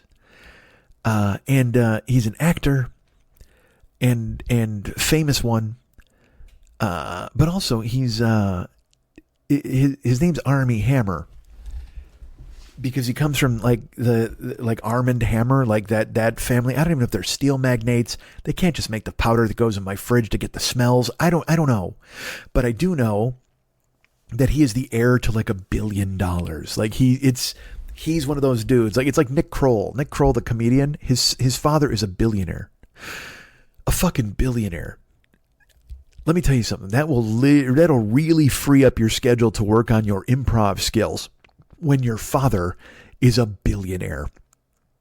Army Hammer is just an actor who continues, and again, he's never broken a movie open. Even the Call Me By My Fruit Name, whatever the fuck, Peach Pear, whatever the fuck. When that movie came out, everybody talked about Chalamet. Army Hammer got barely mentioned. Okay. He continues to get cast because again, he's rich, he's tall, he's strapping, he's decent looking, good looking in my opinion, whatever the fuck you want to say. But he just, but also he's fucking loaded, so he can just audition and do all these fucking things and network and market and work on his craft or study if he does that. I don't even fucking know. But and the girl, like from the girl with the dragon tattoo, Mara, is it Rooney Mara? Is that her name? I mean, her dad owns the New York Giants football team. I mean, he's another billionaire. And so I'm not saying they're not talented people, but it's so convenient and so freeing when you don't have to worry about paying your phone bill and having to get a job as a waiter and then doing open mics or something like that. You know what I mean? When you've got that to fall back on. And I'm sure they'll all say, well, we weren't coddled and we didn't get any money from our parents. It doesn't matter. Like Jarvis Cocker says, you'll never know what it's like. You will never. All right, I can't do the song, but in Common People, he says you'll never know what it's like because you can call your dad and have him pay for it all, and that's what those guys had. It's a blessing, dude. It's something that you really wish you had. I talked about it before. There was a comedian we all hated when I first started. This guy named Kirk, because Kirk was rich. He could do whatever the fuck he wanted. Like he could take a gig for $15 3 hours away and drive in his Mercedes to go do it because his father or his parents paid for his bills, and that was great. And you just ground your teeth and resented him, and you were like, well, but then you know what? In the long run, he's never going to get funny. He's not going to get funny enough. He's not in the trenches like we are. Well, it doesn't matter. Fuck the trenches. I would have much rather had a nice car and not had to get up at 6 o'clock in the morning to go fucking fake like an AR fucking clerk, and instead concentrate on writing bits and going out and doing stand-up. Not that I wouldn't have been the lazy man who's before you today, but at the same time, it would have been nice to have that opportunity, wouldn't it? It sure would have. Fuck, my neck hurts. Jesus Christ. I don't know what the hell's going on. Well, fuck it. Yes, I do. I'm old. I'm going to be dead soon. I've talked about it before. I'm so on my way out. My fucking neck hurts. My dudes, look, all right. I have done so much damage to myself during quarantine. I left my brother's house today because I went and watched the game, and I was walking to my car, and it's uphill. I probably took 80 steps uphill. I had to stop. Like, I was wheezing like a Gutshot cowboy from a movie. I mean, it was fucking awful. And in my head, and then it's this thing where I just start laughing because, again, I was running 4 or 5 miles a day a year ago, And now all of a sudden I'm like, and I laugh, but I know it's not funny. I know it isn't funny. All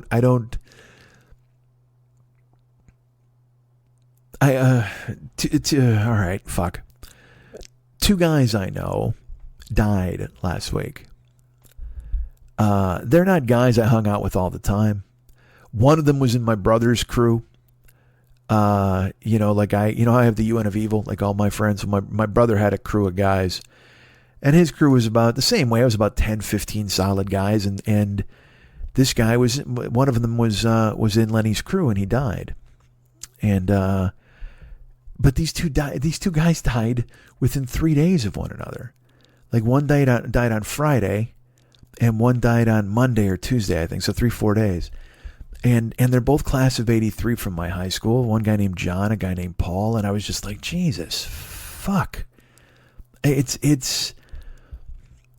so strange. You know, I hit that part of my life where like the people in my life were losing parents or losing their aunts, you know, that sort of thing. But now, people I knew are dying, and it's fucking strange. And you know, I told you when I was a kid, I used to think I'd be dead at 54. Well, here I am at 53, and I took 80 steps, and I'm wheezing like a motherfucker. And like I said, my neck hurts. And I don't know if my neck really hurts or if it's some psychosomatic bullshit. I'm worried because 2 of my friends died. I'm thinking about getting old and fat and dying with them. You know what I mean? I don't know. It's so fucking weird to think that your body has been yours forever. And then you wonder why stuff stops working. Well, fuck, because this body is factory issue. Then you do all sorts of dumb shit. Whether you're a kid jumping off roofs, or you're me trying to walk up a fucking hill today with a heart the size of a fucking pork tenderloin. I mean, I don't. It's just, it's crazy. And think about your teeth. How fucking weird are teeth? I mean, teeth are bones, right? Teeth are just like exposed bones, or like stubby bones in your fucking mouth cave or your face cave or your fucking face hole, whatever the fuck. And they're the only teeth you have. I mean, you have teeth as a fucking baby, whatever the fuck. But then I got real teeth. I have real teeth in my mouth. Now you have them as well, don't you? I hope, Jesus. And you know, in my teeth right now, I can run my tongue. There's 4 teeth that have like a chip out of them. 1 tooth on my upper left hand side. One in my back right side. They're just little dings or chips, like the kind of shit you'd get out of a baseball bat, or like a lawnmower blade if it hits a rock. You know what I mean? That fucking weird warp. And I'm like, I don't know. It's like I think to myself, I'm gonna have to get these fixed. But when you really think about it, do I have to get them fixed? I don't know if I do. I'm 53 years old. These are the fucking teeth I've had forever. I've had these fucking teeth and they've been doing the job. I've been using my teeth all goddamn day, all goddamn fucking year. These teeth have been in action for half a fucking century and they're still going strong, baby. I'll tear up anything you fucking got.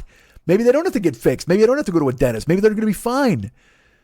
But think about going to a fucking, like when you eat, when you bite shit. I bite hard shit all the time. Think about going like to a carnival. Like, dude, all right, go to a carnival or a circus or whatever the fuck. Remember those? You have a few Cokes. That's like pouring acid directly into your fucking mouth. Like it's wearing down the enamel. It's fucking with these stubby bones in your mouth that you call teeth, but you're drinking Coke and it's frying the fuck out of them. And then you eat like a sausage or a pretzel and that's soft and that doesn't matter. You chew it up. But then you eat popcorn and it gets kernels stuck up in your fucking teeth and you're having a good time at the carnival. You're like, this is fine. I love popcorn. I love sausage. I'm drinking some Cokes. But dude, for your teeth, a carnival's a fucking death march. They're like, oh, soft. Oh, fucking hard. Oh, shit between us. Oh, fucking acid. I mean, your teeth are fucking high. It's not, I can't believe your teeth don't just leap out of your head in protest, man. Leap right out of your fucking head in protest. Bodies are so fucking weird. Teeth and bones and skin. All the same shit that we've all got, that we've all had fucking forever. You've cut it. You've sewn it up. It heals. I'll bite holes in my fucking lip all the time and they heal in 2 days. What a fucking, that's just, isn't that creepy? Isn't that scary as shit? You get one body factory issue, and then you got to use it your entire goddamn fucking life. This is the strangest thing. You know, I thought, again, we lost Paul, we lost John. And I you know, people then write about him and they have these tributes, they write to him and stuff. And I thought about him and I was like, you know, My friends are dead. These guys I knew, and I don't want to say friends for hyperbole. I was friends with them growing up, but I haven't seen them in 30 years. But they're men that I knew. And to see them just die at this age is, because I'm this age. It's fucking weird. But they're dead. And the strangest thing in the world right now is I am dying right now. Right now. That's not hyperbole. All of us, you, me, your brother, your wife, your mom, your dad, whoever's still with us, every second that we're living, we are 1 second closer to dying. And I'm not talking like I'm dying like, oh no, a guy hit me with a fucking axe. You know what I mean? All I know is, why did I pull out an axe? Why did I make that up as a fucking death? That doesn't make any sense. No, but what I'm saying is that the inexorable march of time is just, it's wasting us away. It's smashing into us like waves smashing into a cliff, eroding us every second, every goddamn second.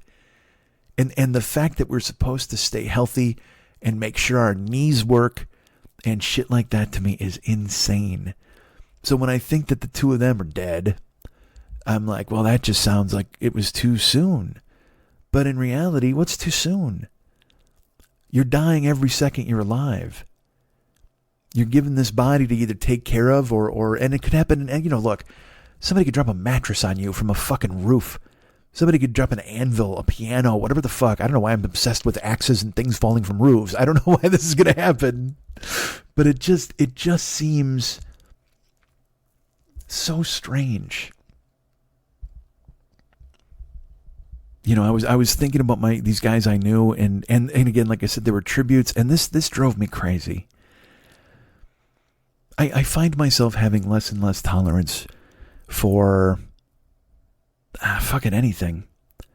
As I've told you before, social media, if it's the greatest gift of my life because it has allowed me to bring you all into my universe, my orbit, my space. Haha, my space. And for me to be introduced to you and be able to live what is a dream by being paid to be myself. But at the same time, we all know how I feel that social media is this carnivore that will never be sated, and it needs to be fed over and over. Like I said, I'm feeding it yesterday. I'm feeding it jokes. I'm feeding it jokes. I'm feeding it jokes. And I wrote, 10 to 12. I don't even know how many jokes I wrote. And I was like, whew, Jesus. But there are people who do that every day. There are people who write 20 jokes a day. There are people who write 20 things a day that aren't fucking funny at all. But everybody's got a thumb and a phone, and everybody wants their artwork on your fridge.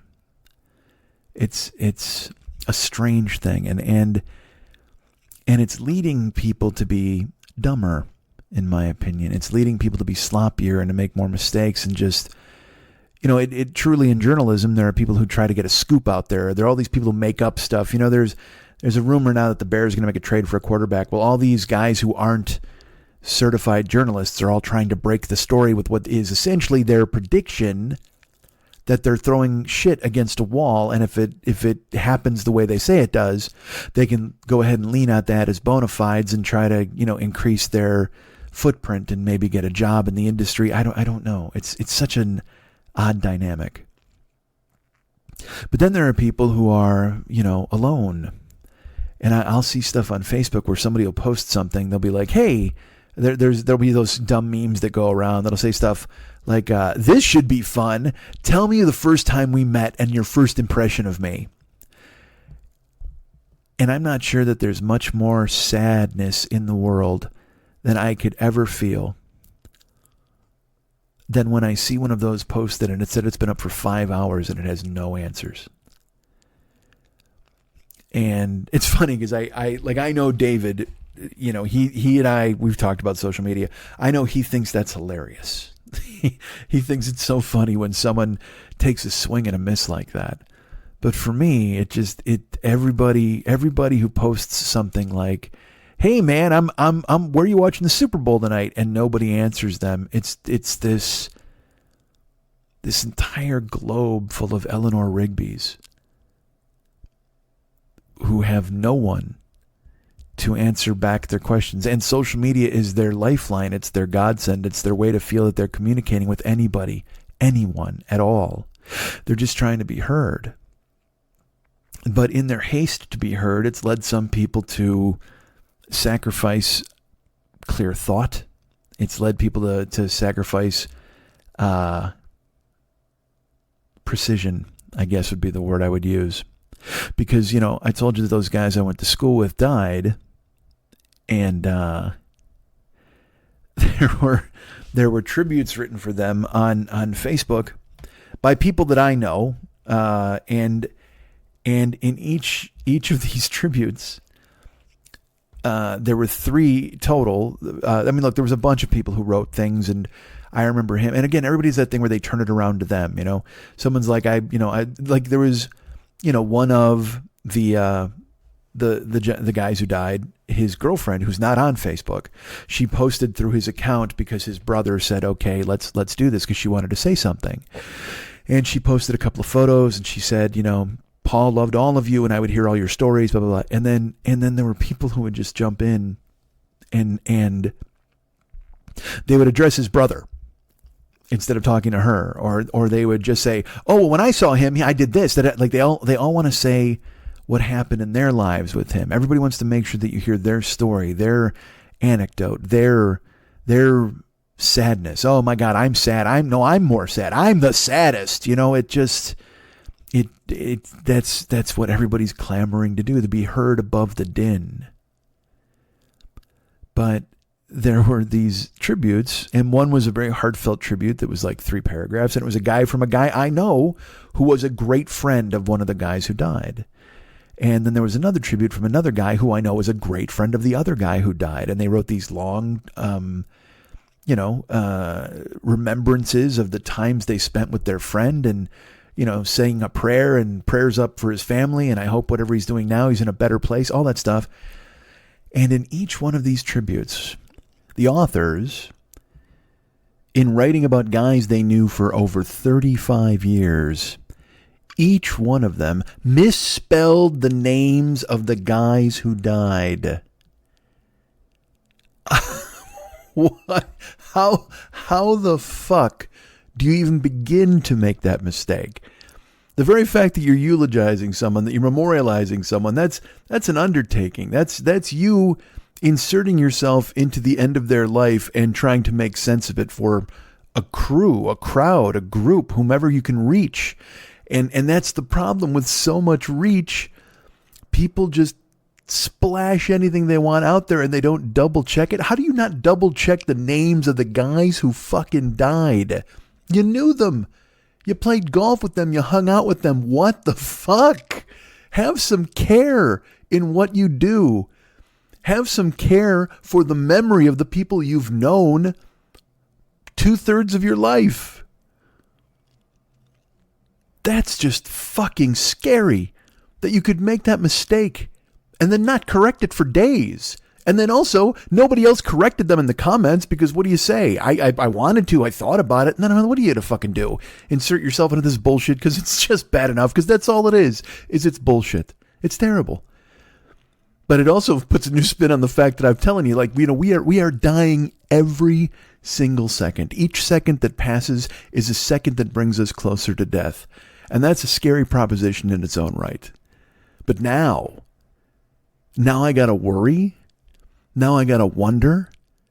Now I got to think about somebody who, in their haste to eulogize me or memorialize me, as my fucking heart the size of a dinner plate finally stops beating and I collapse in a pile of my own fat, I've got to worry about somebody committing a memorial to me and forgetting an M and telling the world about how much they're going to miss Mike's shit.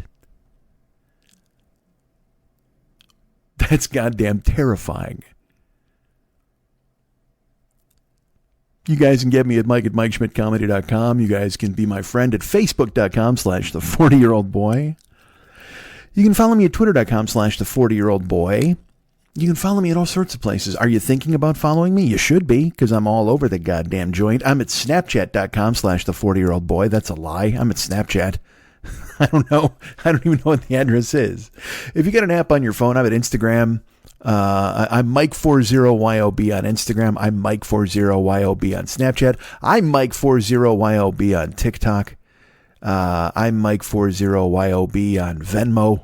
If you want to send me some dough, why not? I think I'm Mike40YOB on Zelle. I don't fucking know. You find me. Just look for me. Follow me anywhere. Twitter.com/the40year-old boy. Facebook.com/the40year-old boy. Everywhere else I'm Mike40YOB. Instagram, Snapchat, and am I forgetting one? TikTok? Am I? You know what? Go ask Jeeves about me. I'm at Ask Jeeves on Mike40YOB. Mention that to him. He'll find me immediately and bring you to my attention. You can follow a bunch of people, actually. Our great friend Ryan Dirks, who helps with the web stuff. You can get him at Facebook.com/Ryan Dirks. Our buddy Casey Bills, who just reached out to me. I got to write him. I want to thank him for doing all the YouTube stuff. You don't want to follow him or find him on Facebook, probably. And I don't think he wants that either. You know why? He's a normal person. He doesn't need anybody following him. Neither does Ryan. No, these guys don't. They're not trying to attract a crowd, ladies and gentlemen. But if you want to rush down and beat down their electronic doors, feel free to do just that. I can tell you who you will follow for sure, though. Our great friend David Hernandez. What? Yes. That's a guy you want to follow at Facebook.com/David Mex Hernandez. He is doing all sorts of amazing things in his life and his career. You know, he does artwork for our show. He does music for our show. That's right. It's our show collectively. You guys are all like Green Bay Packer owners. All of you have a worthless piece of paper you can put on your fridge that says you own part of the 40-year-old boy podcast. Whoa, look at you guys.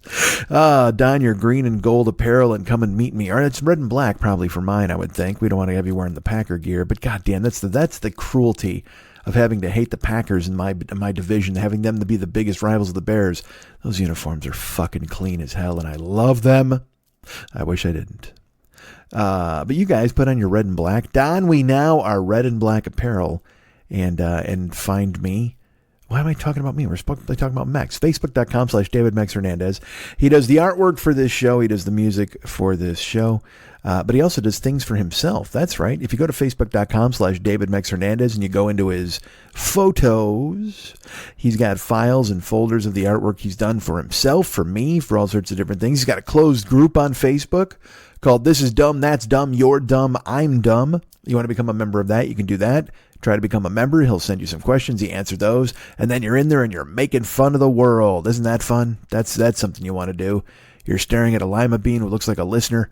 You're checking out Christopher Hitchens' Russian nesting doll. There's a refrigerator that'll fuck you if you ask nicely.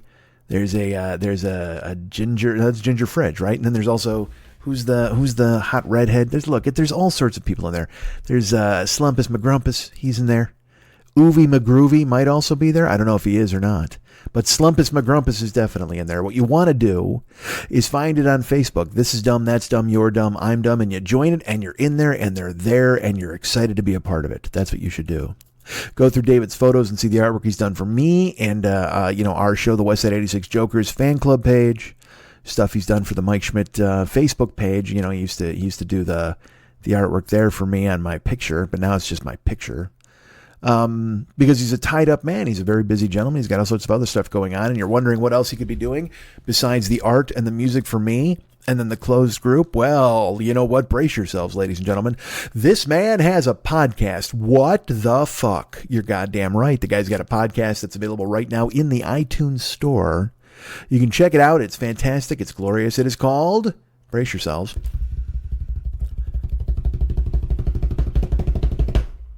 The Phlegm Cat Podcast. That's right. 2 words. Phlegm Cat. Well, 4 words, actually. The Phlegm Cat Podcast. But the 2 main words are phlegm and cat. PHLEGMCAT. He's doing amazing things on there. He's hilarious. You'll hear from, I can tell you, Slumpus McGrumpus is on there this week. Our Snaggle, it's Snagglefuck. I think he's on there. He might be on there instead of Slumpus McGrumpus. There's singing, there's amazing songs, cover tunes, fucking brilliant Dave telling stories, saying hello, and everything.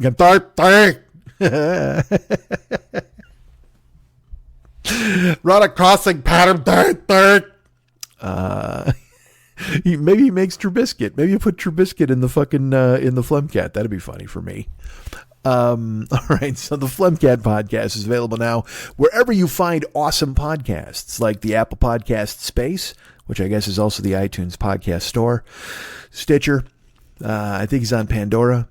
I think if you pick up a shell at the beach, you'll hear it. And I'll tell you, that's some reach. That's when you know you're all over the goddamn globe. If you go to a fucking beach, you pick it up, put a conch to your ear. You know what's in there? They're fucking David Hernandez songs and the like. Him and Slumpus McGrumpus singing a duet. It's fucking amazing. You should pick it up and check it out. The Flemcat podcast available right now wherever you find the best podcasts in the world. You will find David doing his work.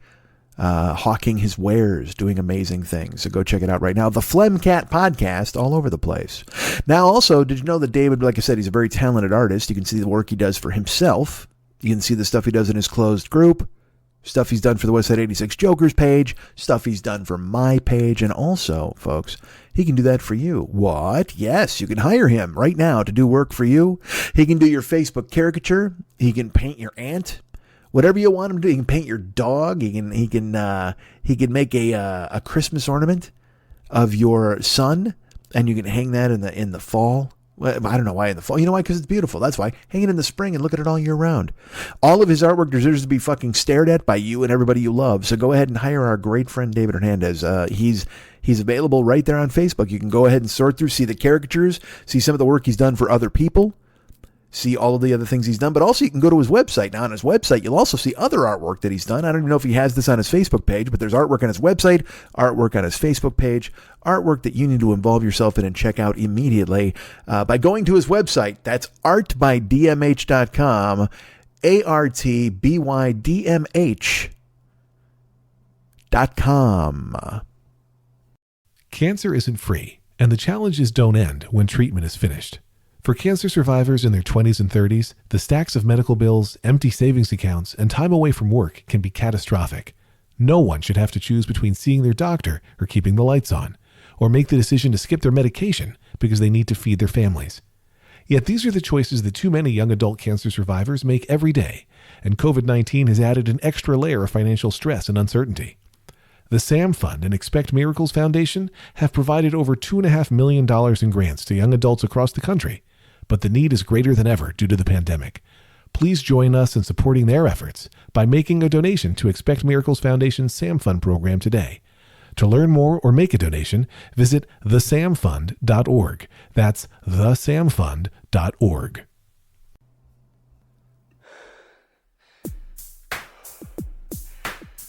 Oh, I'm Vic. And I'm Vinny. And we're the Screw Brothers. Come on down to our house of filth. We got plenty of adult toys we don't know what to do with. But I bet you know what to do with them. Stuff like Baby House Lawn Job. turn your cock black paint sets. My friend Fisty. Let's just cuddle dildos. Anal Extravaganza. Platypussy brand pussy lip extenders. It's a jerk-off stopwatch. We got the I Love My Wife ass stretching kit. Hey, fans of the 40-year-old boy, mention Mike and get a free Apecock 2000. Open 7 days a week, 24 hours a day. Come on down to our house of filth. Remember, it ain't filthy. Unless it's screw filthy. Are you ever in the mood for a solo podcast, something you can listen to, like a friend talking to you, but you don't have to say a word as you wash your dishes or drive over a scary bridge? Well, then check out Jen Kirkman's No Fun, the Jen Kirkman Podcast, everywhere that you get podcasts. What was that a commercial for? Spices?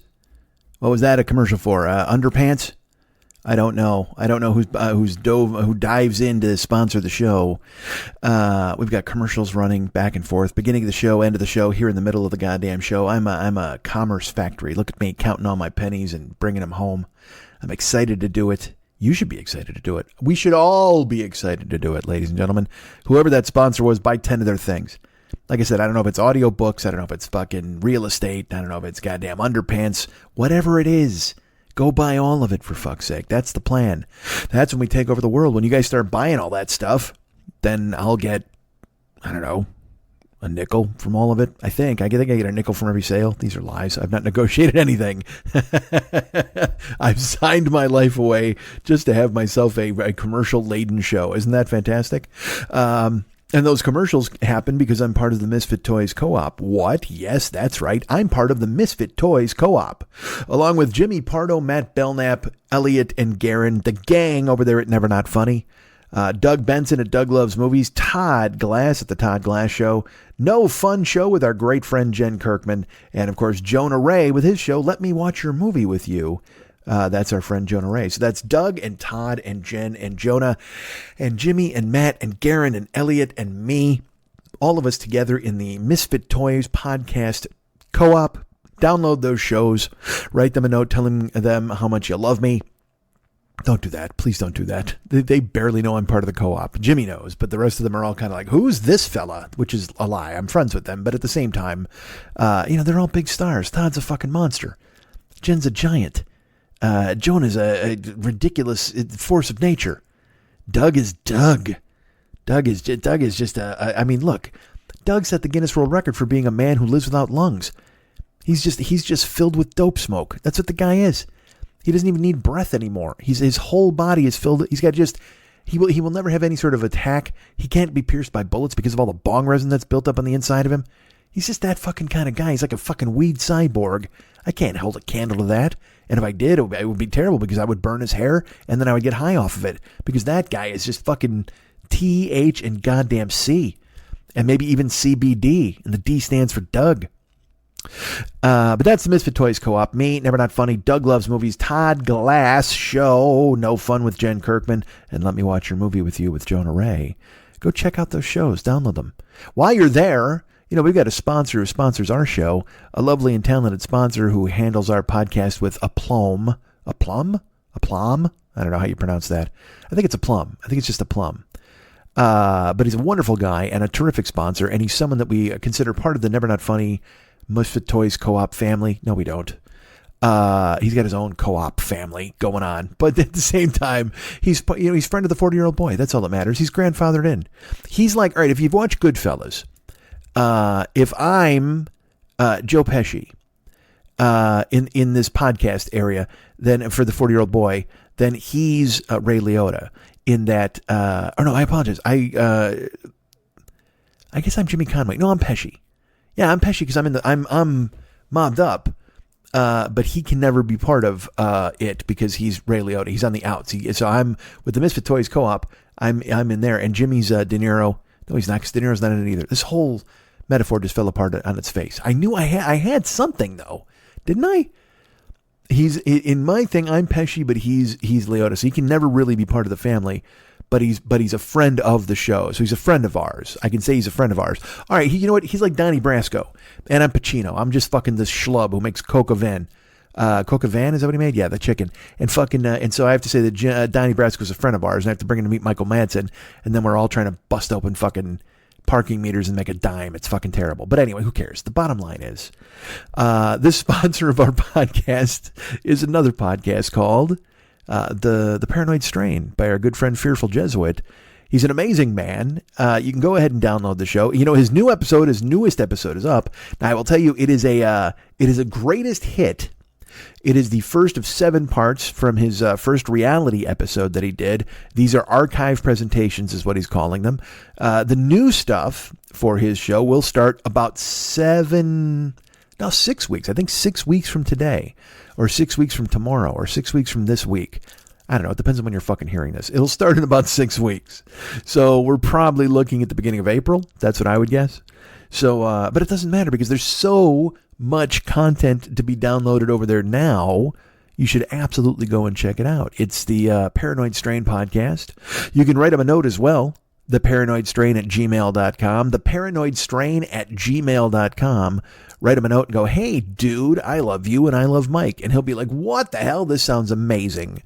Write him a note, tell him you found the show, you love it, you're all on board with it, you love conspiracies and all the terrible things that means for the United States and all of us going forward as we're all going to die as we eat ourselves over the fact that Q is around or he isn't, whatever the fuck. But the point is, our great friend Fearful Jesuit will be around to tear it all apart, tear it to pieces, break it down, let you know exactly what the dangers are and what to do about them on his show, The Paranoid Strain Podcast, available right now in the iTunes space, the Apple Podcast Store, I'm sure Stitcher, I'm sure Anchor, I'm sure Pandora. You know what? I will tell you that this is strange. I mentioned Mex's show. You can actually hear it in a conch shell on the beach. You know where you can get a Jesuit show? When you pump gas, it's on that gasoline television. It's weird. It makes no sense. But if you're pumping gas, you'll hear the dulcet tones of our great friend, Fearful Jesuit, along with Dana Unicorn, hopping out of your gas pump as you're going ahead and filling up with petrol. And also in the back of taxi cabs. If you go to New York, you'll just hear fucking the Paranoid Strain in the back of a taxi cab as it warns you of all the terrible things to come while you're in New York. Don't you want to be warned? I think we all should be warned. So the Paranoid Strain podcast sponsors this show, and I love them for it. You can find them in the iTunes space, the Apple Podcast Store, wherever cool-ass podcasts are. You will go ahead and find the Paranoid Strain, and I would because it's pretty goddamn great. Hey, man, I've mentioned this before. This is a good time to support the show financially. Why not, right? Because that would mean that I'm, making some money or staying alive. And I want to do just that. So you want to hire me for Cameo? You can do that.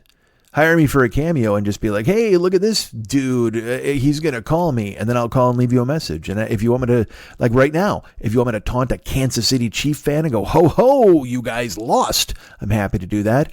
If you want me to tell a Buccaneers fan, har, har, congratulations on your win, matey, I can do that as well. If it doesn't have to be sports related. If you want me to congratulate a farmer on a good harvest, I can do that. If you want me to call the workers that are on strike in India and wish them solidarity, I can do that. Or conversely, if you'd like me to tell them get their asses back to work, I won't feel comfortable about it because I'm kind of a union man, but at the same time, I need $15 so I don't wind up working in a field in India myself. So whatever you need me to do, I can do. Hire me for it. I will call anybody. Well, it's all right. Look, it's not, I don't really call them. I leave a video and then it's sent to them and then they get to see it on their phone. Let's cut out this whole I'm calling the middleman right now. I don't want to fool anybody. I don't want anybody to think that my voice is going to be calling on and what, because now you're living in terror. Everybody out there is living in terror. When the phone rings, they're like, is that possibly a podcast host calling to make fun of my cousin? Who knows? It could be, certainly. But it won't be me because I'm not calling you. I will just do the Cameo app stuff. Unless you want me to call you, and then go ahead and write me a note at heyschmittycallme@gmail.com and all these other places, because that was a deal I made 9 years ago.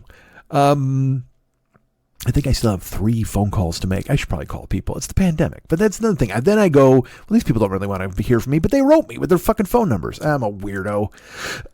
So anyway, hire me for Cameo. You can get the Cameo app on your phone. You can go online and find bookcameo.com.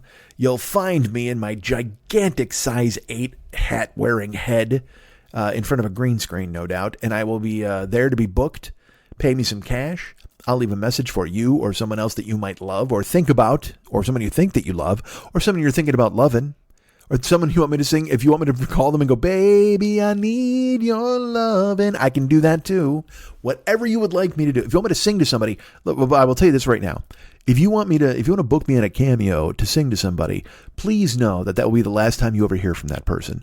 They will be furious at this garbage gift you've given them, and they will not understand why you've done it. And yet, I continue to sing just because I enjoy it. I am not good at it. And by the way, when I say that I sing, that is probably the worst usage of that word in the history of vocabulary or language. I'm going to say that I am a tuneful yeller. How about that? I'm a warbler. I'm kind of a warbler. Tuneful warbler? Tuneless warbler. I'm a tuneless yeller. I can carry a tune. Not well. I mean, I'm not fucking, as a fancy lad. But whatever the fuck. Whatever you want me to do with Cameo, Jesus Christ. Put it on your phone. Find it on the website, bookcameo.com, and hire me, man. I'm happy to go ahead and call everybody. Tell them whatever the fuck you want me to tell them. Because, again, no future. You can go to MikeSchmidtComedy.com, and in the upper right-hand corner, you're going to find a little Schmitty Hornboy head. And you can click on that and become a PayPal subscriber. Now, you can be a PayPal subscriber, where you're giving me something every month, or you can be a one-time PayPal gift giver, where you send me a chunk of change, and I'm able to use that, and I appreciate you thinking of me, and thank you so much for stepping up and saying to yourself, you know what? Mike's a guy who deserves this. You're nice to think that. And again, why wouldn't you support the podcast that starts every week? The Monday special. That's what I call it. Please, if you want to go ahead and do the PayPal, go to MikeSchmidtComedy.com. In the upper right-hand corner, you're going to see it there, and you're going to do that and open it up, and you're going to give me some dough, Ray, and then possibly some me. Patreon. Hold on. Fighting off a yawn. Patreon.com exists. Patreon.com/Mike40YOB. I'm on there. If you'd like to become a Patreon patron, I was a Patreon. How slowly I said that. A Patreon patron. That would be great. I'd appreciate it very much. There are people out there who've already become these patrons and stuff like that. Let's talk about this lovely man, this lovely person, this lovely gentleman. Did I mention that our friend Rob Humphrey has kicked in? I think I did. What else was I mentioning? Oh, it looks like there's nobody new to talk about. All right, never mind. Oh, no, it's only people deleting. Oh, Jesus. Here, I thought I was going to talk about new patrons, and guess what? I've only got 2 people who deleted on me. Jesus, fuck, what a terrible turn of events. Well, I'm sorry I brought that up, and I'm glad that you're all out there. Thank you so much for thinking of me. Anybody, the people who deleted, look, you hung in as long as you could, and it makes me happy that you even thought of me to start with, and then you've gone on your merry way, and I certainly do appreciate it. But anybody who wants to go ahead and take their place, look at that, we got 2 slots opening up right now. There's always slots open. There's no limit. I always laugh when people are like, you can join the $5 tier, but only 40 are allowed. It's like, why would you restrict your fan base? I mean, believe me, my actions alone restrict my fan base. I don't need to do it arbitrarily with some fucking limit on how many people can join my Patreon. So you can join and tell your friends to join. Anybody in the world can join. Patreon.com/Mike40YOB. Patreon.com/Mike40YOB. Support me, support the show. That would be fantastic. There's other ways to support the show as well. I've mentioned PayPal, of course, Cameo and Patreon. But you can go ahead and look at our other channels. We've got YouTube.com/The40-Year-Old-Boy with the entire back catalog of the podcast out there lurking and waiting for you to check it out. YouTube.com/The40-Year-Old-Boy. And you know what? We've also got Twitch.tv/The40-Year-Old-Boy. And I'm on there streaming virtually, 5 days a week, probably 4 or 5 days a week, and looking to increase that. Actually, I've just got to find some games that I like. But it doesn't matter. I'm on there just chatting. Sometimes we do Trailer Park. Sometimes we play puzzles. Sometimes I get out the swords and I fuck some guys up. It's you know what? It's a process. We power party, Bill. So go ahead and join us at Twitch.tv/The40-Year-Old-Boy. I am there virtually all the time. Playing games, streaming, talking, trying weird chips, biting strange things. Happy to do any of all that stuff. Oh, and I will tell you this. Our great friend Ruben sent me a package from Australia. I'm going to do this now for no good reason. I don't know, because it just caught my eye. But Ruben sent me snacks from Australia. He sent me spotted dick pudding that I can heat up in the microwave. Spotted dick puds, or puds is what they're called. And he also sent me some Tim Tams, a cookie that I've heard a lot about, but I don't think I've ever tried. Until I got this package, and holy shit, did I fucking go through those like a goddamn wolf through roadkill. I mean, I just ate the fuck out of those Tim Tams. So crazy delicious. But he also sent me a something called an Aussie button. And I know you're wondering yourself, what's the Aussie button? She'll be right. She'll be right. That's what the Aussie button is. What else does it say? G'day, mate. G'day, mate. That's the Aussie button. It's a green and yellow button that you push. You be You by Ute. And it says 10 different things. You heard 3 there. I'm not going to spoil the rest. If you want to hear the rest, and God knows you do. Oh, please. There's no doubt you want to hear the rest of those. You need to tune into twitch.tv/The40-Year-Old-Boy, because I press that thing like a fucking psychopath. And you know what I want? I'm not joking, because that's very morning zoo, but it makes me laugh to be talking and just reach out and hit the fucking button. Cheers, mate. It just makes me laugh. And you know what? I will not rest until I want 10 buttons that say all different things. I want to surround my microphone with them. Not here. The podcast, look, this is not a podcast thing. This is more of a streaming thing. You guys, I can fill the space here by myself. Nobody needs to hear a disembodied Aussie going ahead and tell me to fucking g'day. But when I'm talking to you guys on stream, you're going to need all the help you can get. So I'm going to push 1,000,000 buttons. That's totally fun. So thanks, Ruben, for thinking of me and sending me out those snacks and button. And again, you can join in the fun at twitch.tv/The40-Year-Old-Boy if you check it out. Like I said, streaming, definitely 4 days a week, sometimes 5 days a week. And now we might be branching into the weekend. Who knows? Again, I I got to find a game that makes me excited and makes people want to come and watch me. I also got to go ahead and publicize this thing and tell people to join me. Why not, right? Try to get people on board watching it. Wouldn't that make sense? Wouldn't it make sense to get people who paid attention to me either by the podcast or on, and again, this is the podcast that starts your week. Wouldn't you want to start your week with me? I know you guys do, but I want to get other new people to do that. And then they can watch Twitch. It's just, look, this is all a work in progress. A 13-year long work in goddamn progress. It dawns on me I didn't finish why I was bringing up Army Hammer. Now that I think about it, there was a reason I brought up Army Hammer, in addition to him being rich and useless, and constantly getting to fail up because he's a rich guy. But there's, all right, here's the thing. There are some terrible things happening right now in the life of Army Hammer. And by the way, he caused them all. Let me say this.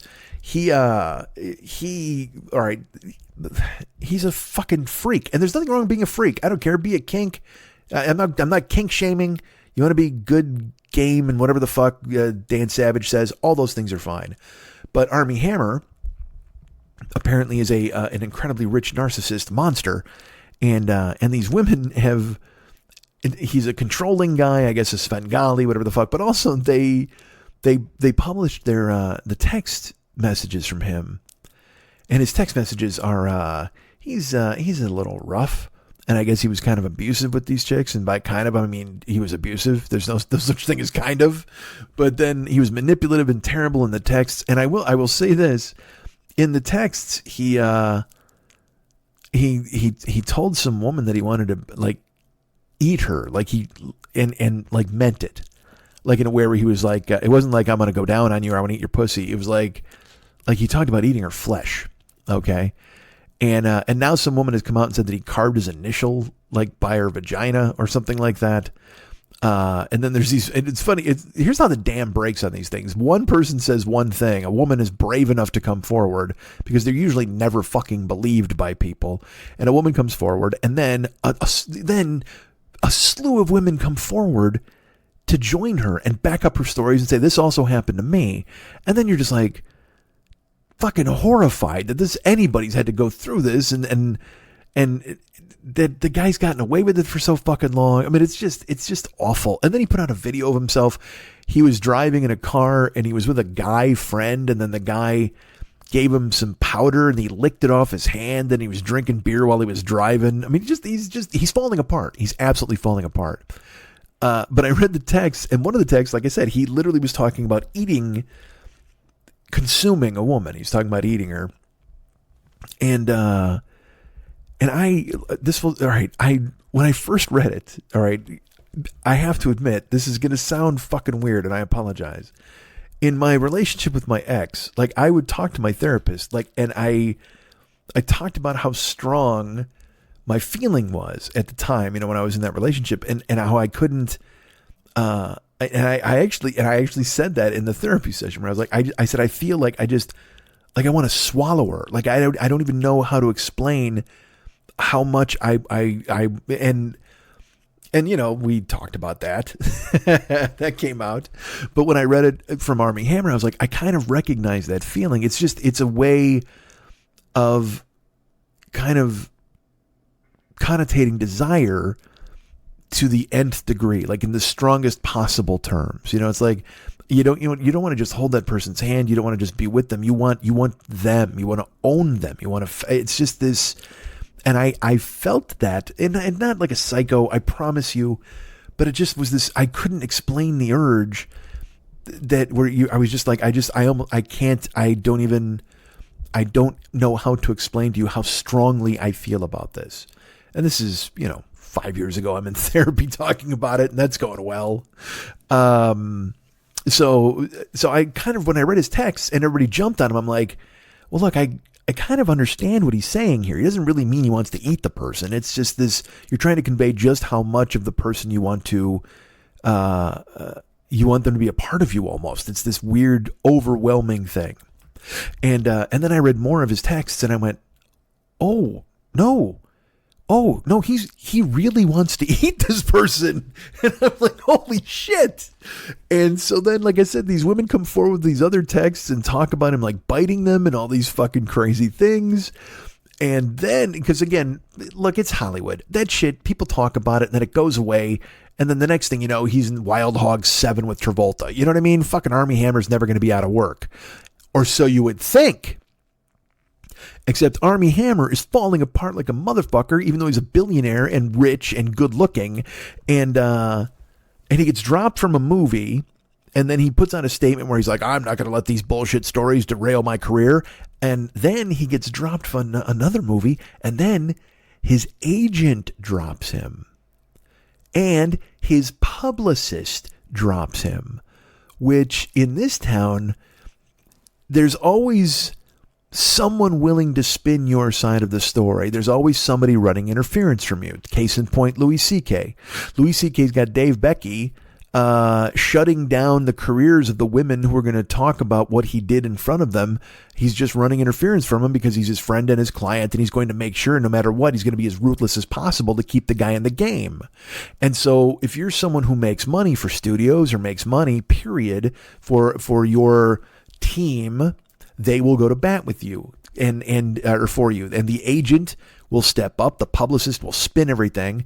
But the fact that they dropped him, now all these fucking stories are flying around about what terrible things he must have really done. Not just abusing the women and being a Svengali and the text messages, but now there's this weird online undercurrent of stories that maybe he's been involved in really terrible things.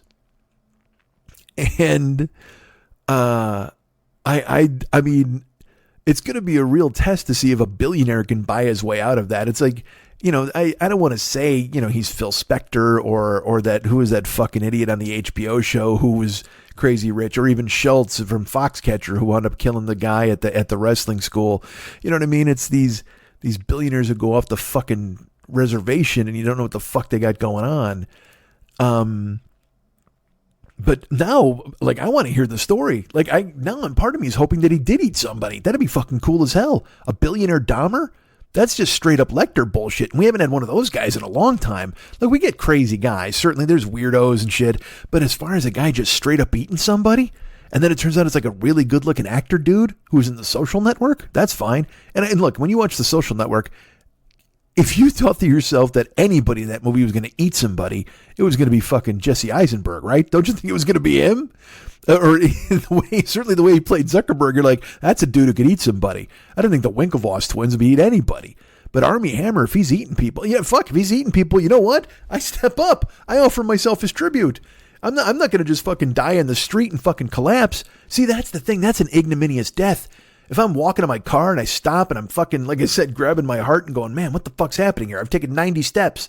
And then I just collapse in a heap on the fucking lawn and the sprinklers go off in the morning and they roll me into a fucking body bag. Fuck that. No thanks. That's not good. I want to offer myself up as tribute to goddamn Army Hammer. You want to eat some shit, buddy?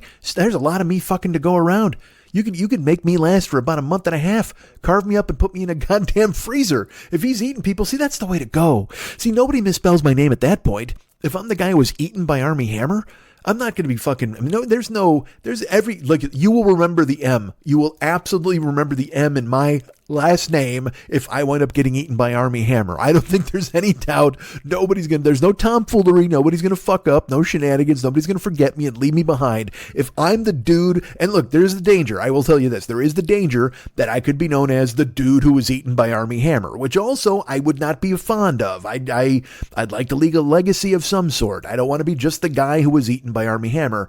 But if you're like, it's Mike Schmidt, the guy who was eaten by Army Hammer, now, I got to like the sound of that. I'm not going to lie to you. There you go. Now, that's top billing. I'm not just some fucking nobody. I'm not just stomach contents at that point. I'm not the license plate that falls out of the shark in Jaws. I'm a full course meal, and I get all my goddamn credit. That's exactly what I'm looking for. I need Army Hammer to eat me. Somebody put me in touch with a billionaire. Anybody out there? I know he doesn't have a publicist or an agent anymore. Maybe he and I can get together and go, this is your big comeback, Hammer. Why don't you eat my arm on fucking pay-per-view? Yeah, let's do it, man. Let's get fucking Army Hammer to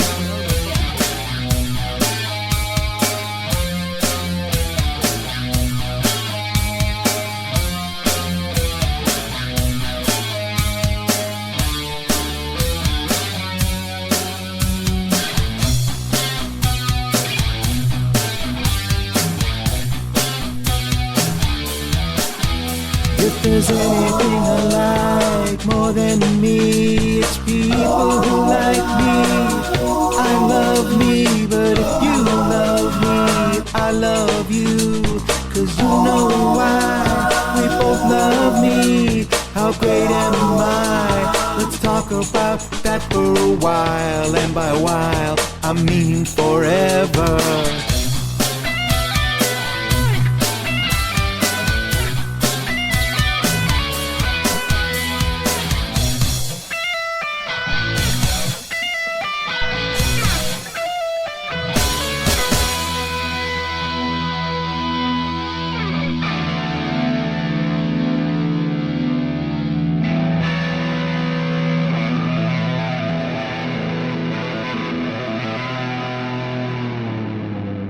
Charlie Doe Podcast.